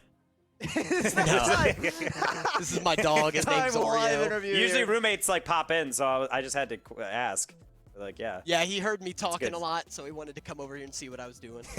Aw, that's awesome. That's awesome. Okay, but I to get back to my original question, we have seen Missouri S&T competing for a while now, and this, you're obviously, like Daco said, a well-kept secret. Do you have any plans to move on to the starting roster here? Because you looked amazing. Well, thank you for that. I am graduating in the fall, and with a chemical engineering degree. And I will be mean, good playing for one you. more season. But like, oh god. Oh my goodness. I definitely have enjoyed my time playing with the boys, and it means a lot to me that they give me this opportunity to be able to play on stream and have this interview. So. Well, I mean, you've been really fun to talk to, so thanks so much, and obviously, good luck going forward. Hopefully you get the nod again, because, again, you can't keep the best kept secret always secret. That's you gotta what I'm bust saying. out a little bit, I'm the remind secret people. sauce, baby. Secret sauce. All right. Well, I mean, before we let you go, though, any shout-outs at all that you want to give? Shout out to my mom and dad. They're both watching. Shout out to my little brother, my wife, and my dog. They're over here. And shout out to the boys on the Rocket League team. Let's go win some more. So. Heck yeah. Well, thanks so much, Captain. And, I mean, good luck in the future of the competition. And I guess good luck not flunking out of the remainder of your classes, though. I'm feeling pretty confident. Senioritis, it's a real thing. Yeah. Yep. Well, thank you, guys. Have a good one. Me too. There you go, Taco. Captain, wonderful guy. I mean, that's always been what we know. The personality of CRL players, and even the players that we got to interview, prior. Of course, everybody is such a fun personality. It makes me regret that we only have 16 teams in CRL, to be honest. Well, that was the thing, is it used to be even smaller than that, and then we extended the field, and then we're extending the field, and then we're having less just qualifiers, just because we realized there's so much talent in there. And the fact that we're talking about, like, on the macro level, so many teams, but then MSNT, it never ceases to amaze me that they have a sub coming in. That used to be the death knell. You'd say, oh no, like we're gonna play with 2 players and then an okay player, and then Captain steps in and kills it and is doing fine. It's a seamless integration. I love to see. I love to see that when programs can not only build a good team, but be able to actually build a program where even if you swap out one piece, you got another one right in its stead. I mean, it feels like we're starting to see that more and more as time goes on here. Collegiate esports are developing in a major way, and of course, Rocket League being one of, if not the biggest, collegiate esports out there.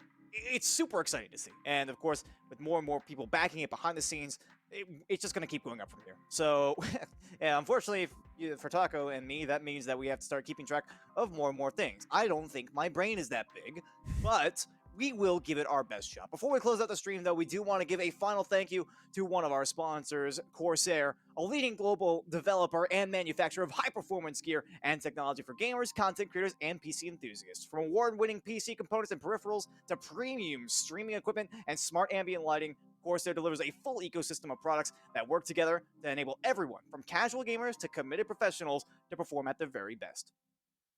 It's lovely to see. And always, we have all these peripherals on your battle station, because a lot of players in Rocket League have been moving on to PC, and you don't need a crazy high-end PC. You just need to make sure you have a nice mouse, a nice keyboard, and of course, monitor all things that you really can get through Corsair and to be able to enable you to get to that next level. So lovely to see them obviously powering all these players individually, but also this broadcast and this competition to highlight, as we said, the many talented teams making it even further into those conference championships and beyond. But unfortunately, as we said before, 3 series of Rocket League up, 3 series of Rocket League now knocked down. So that's going to be it for at least the first half of our night tonight for NACE Collegiate Esports. Absolutely. Overwatch is going to be taking over just after us, so if you haven't quite had your fill of esports action in the collegiate space, well, fret not, because there is more show on the other side, but we're going to go ahead and hand it off to the boys, Los and LaFon. But thank you so much for joining us, and we can't wait to see you next week. We'll be signing off for now. Again, Overwatch coming up next, so stick around.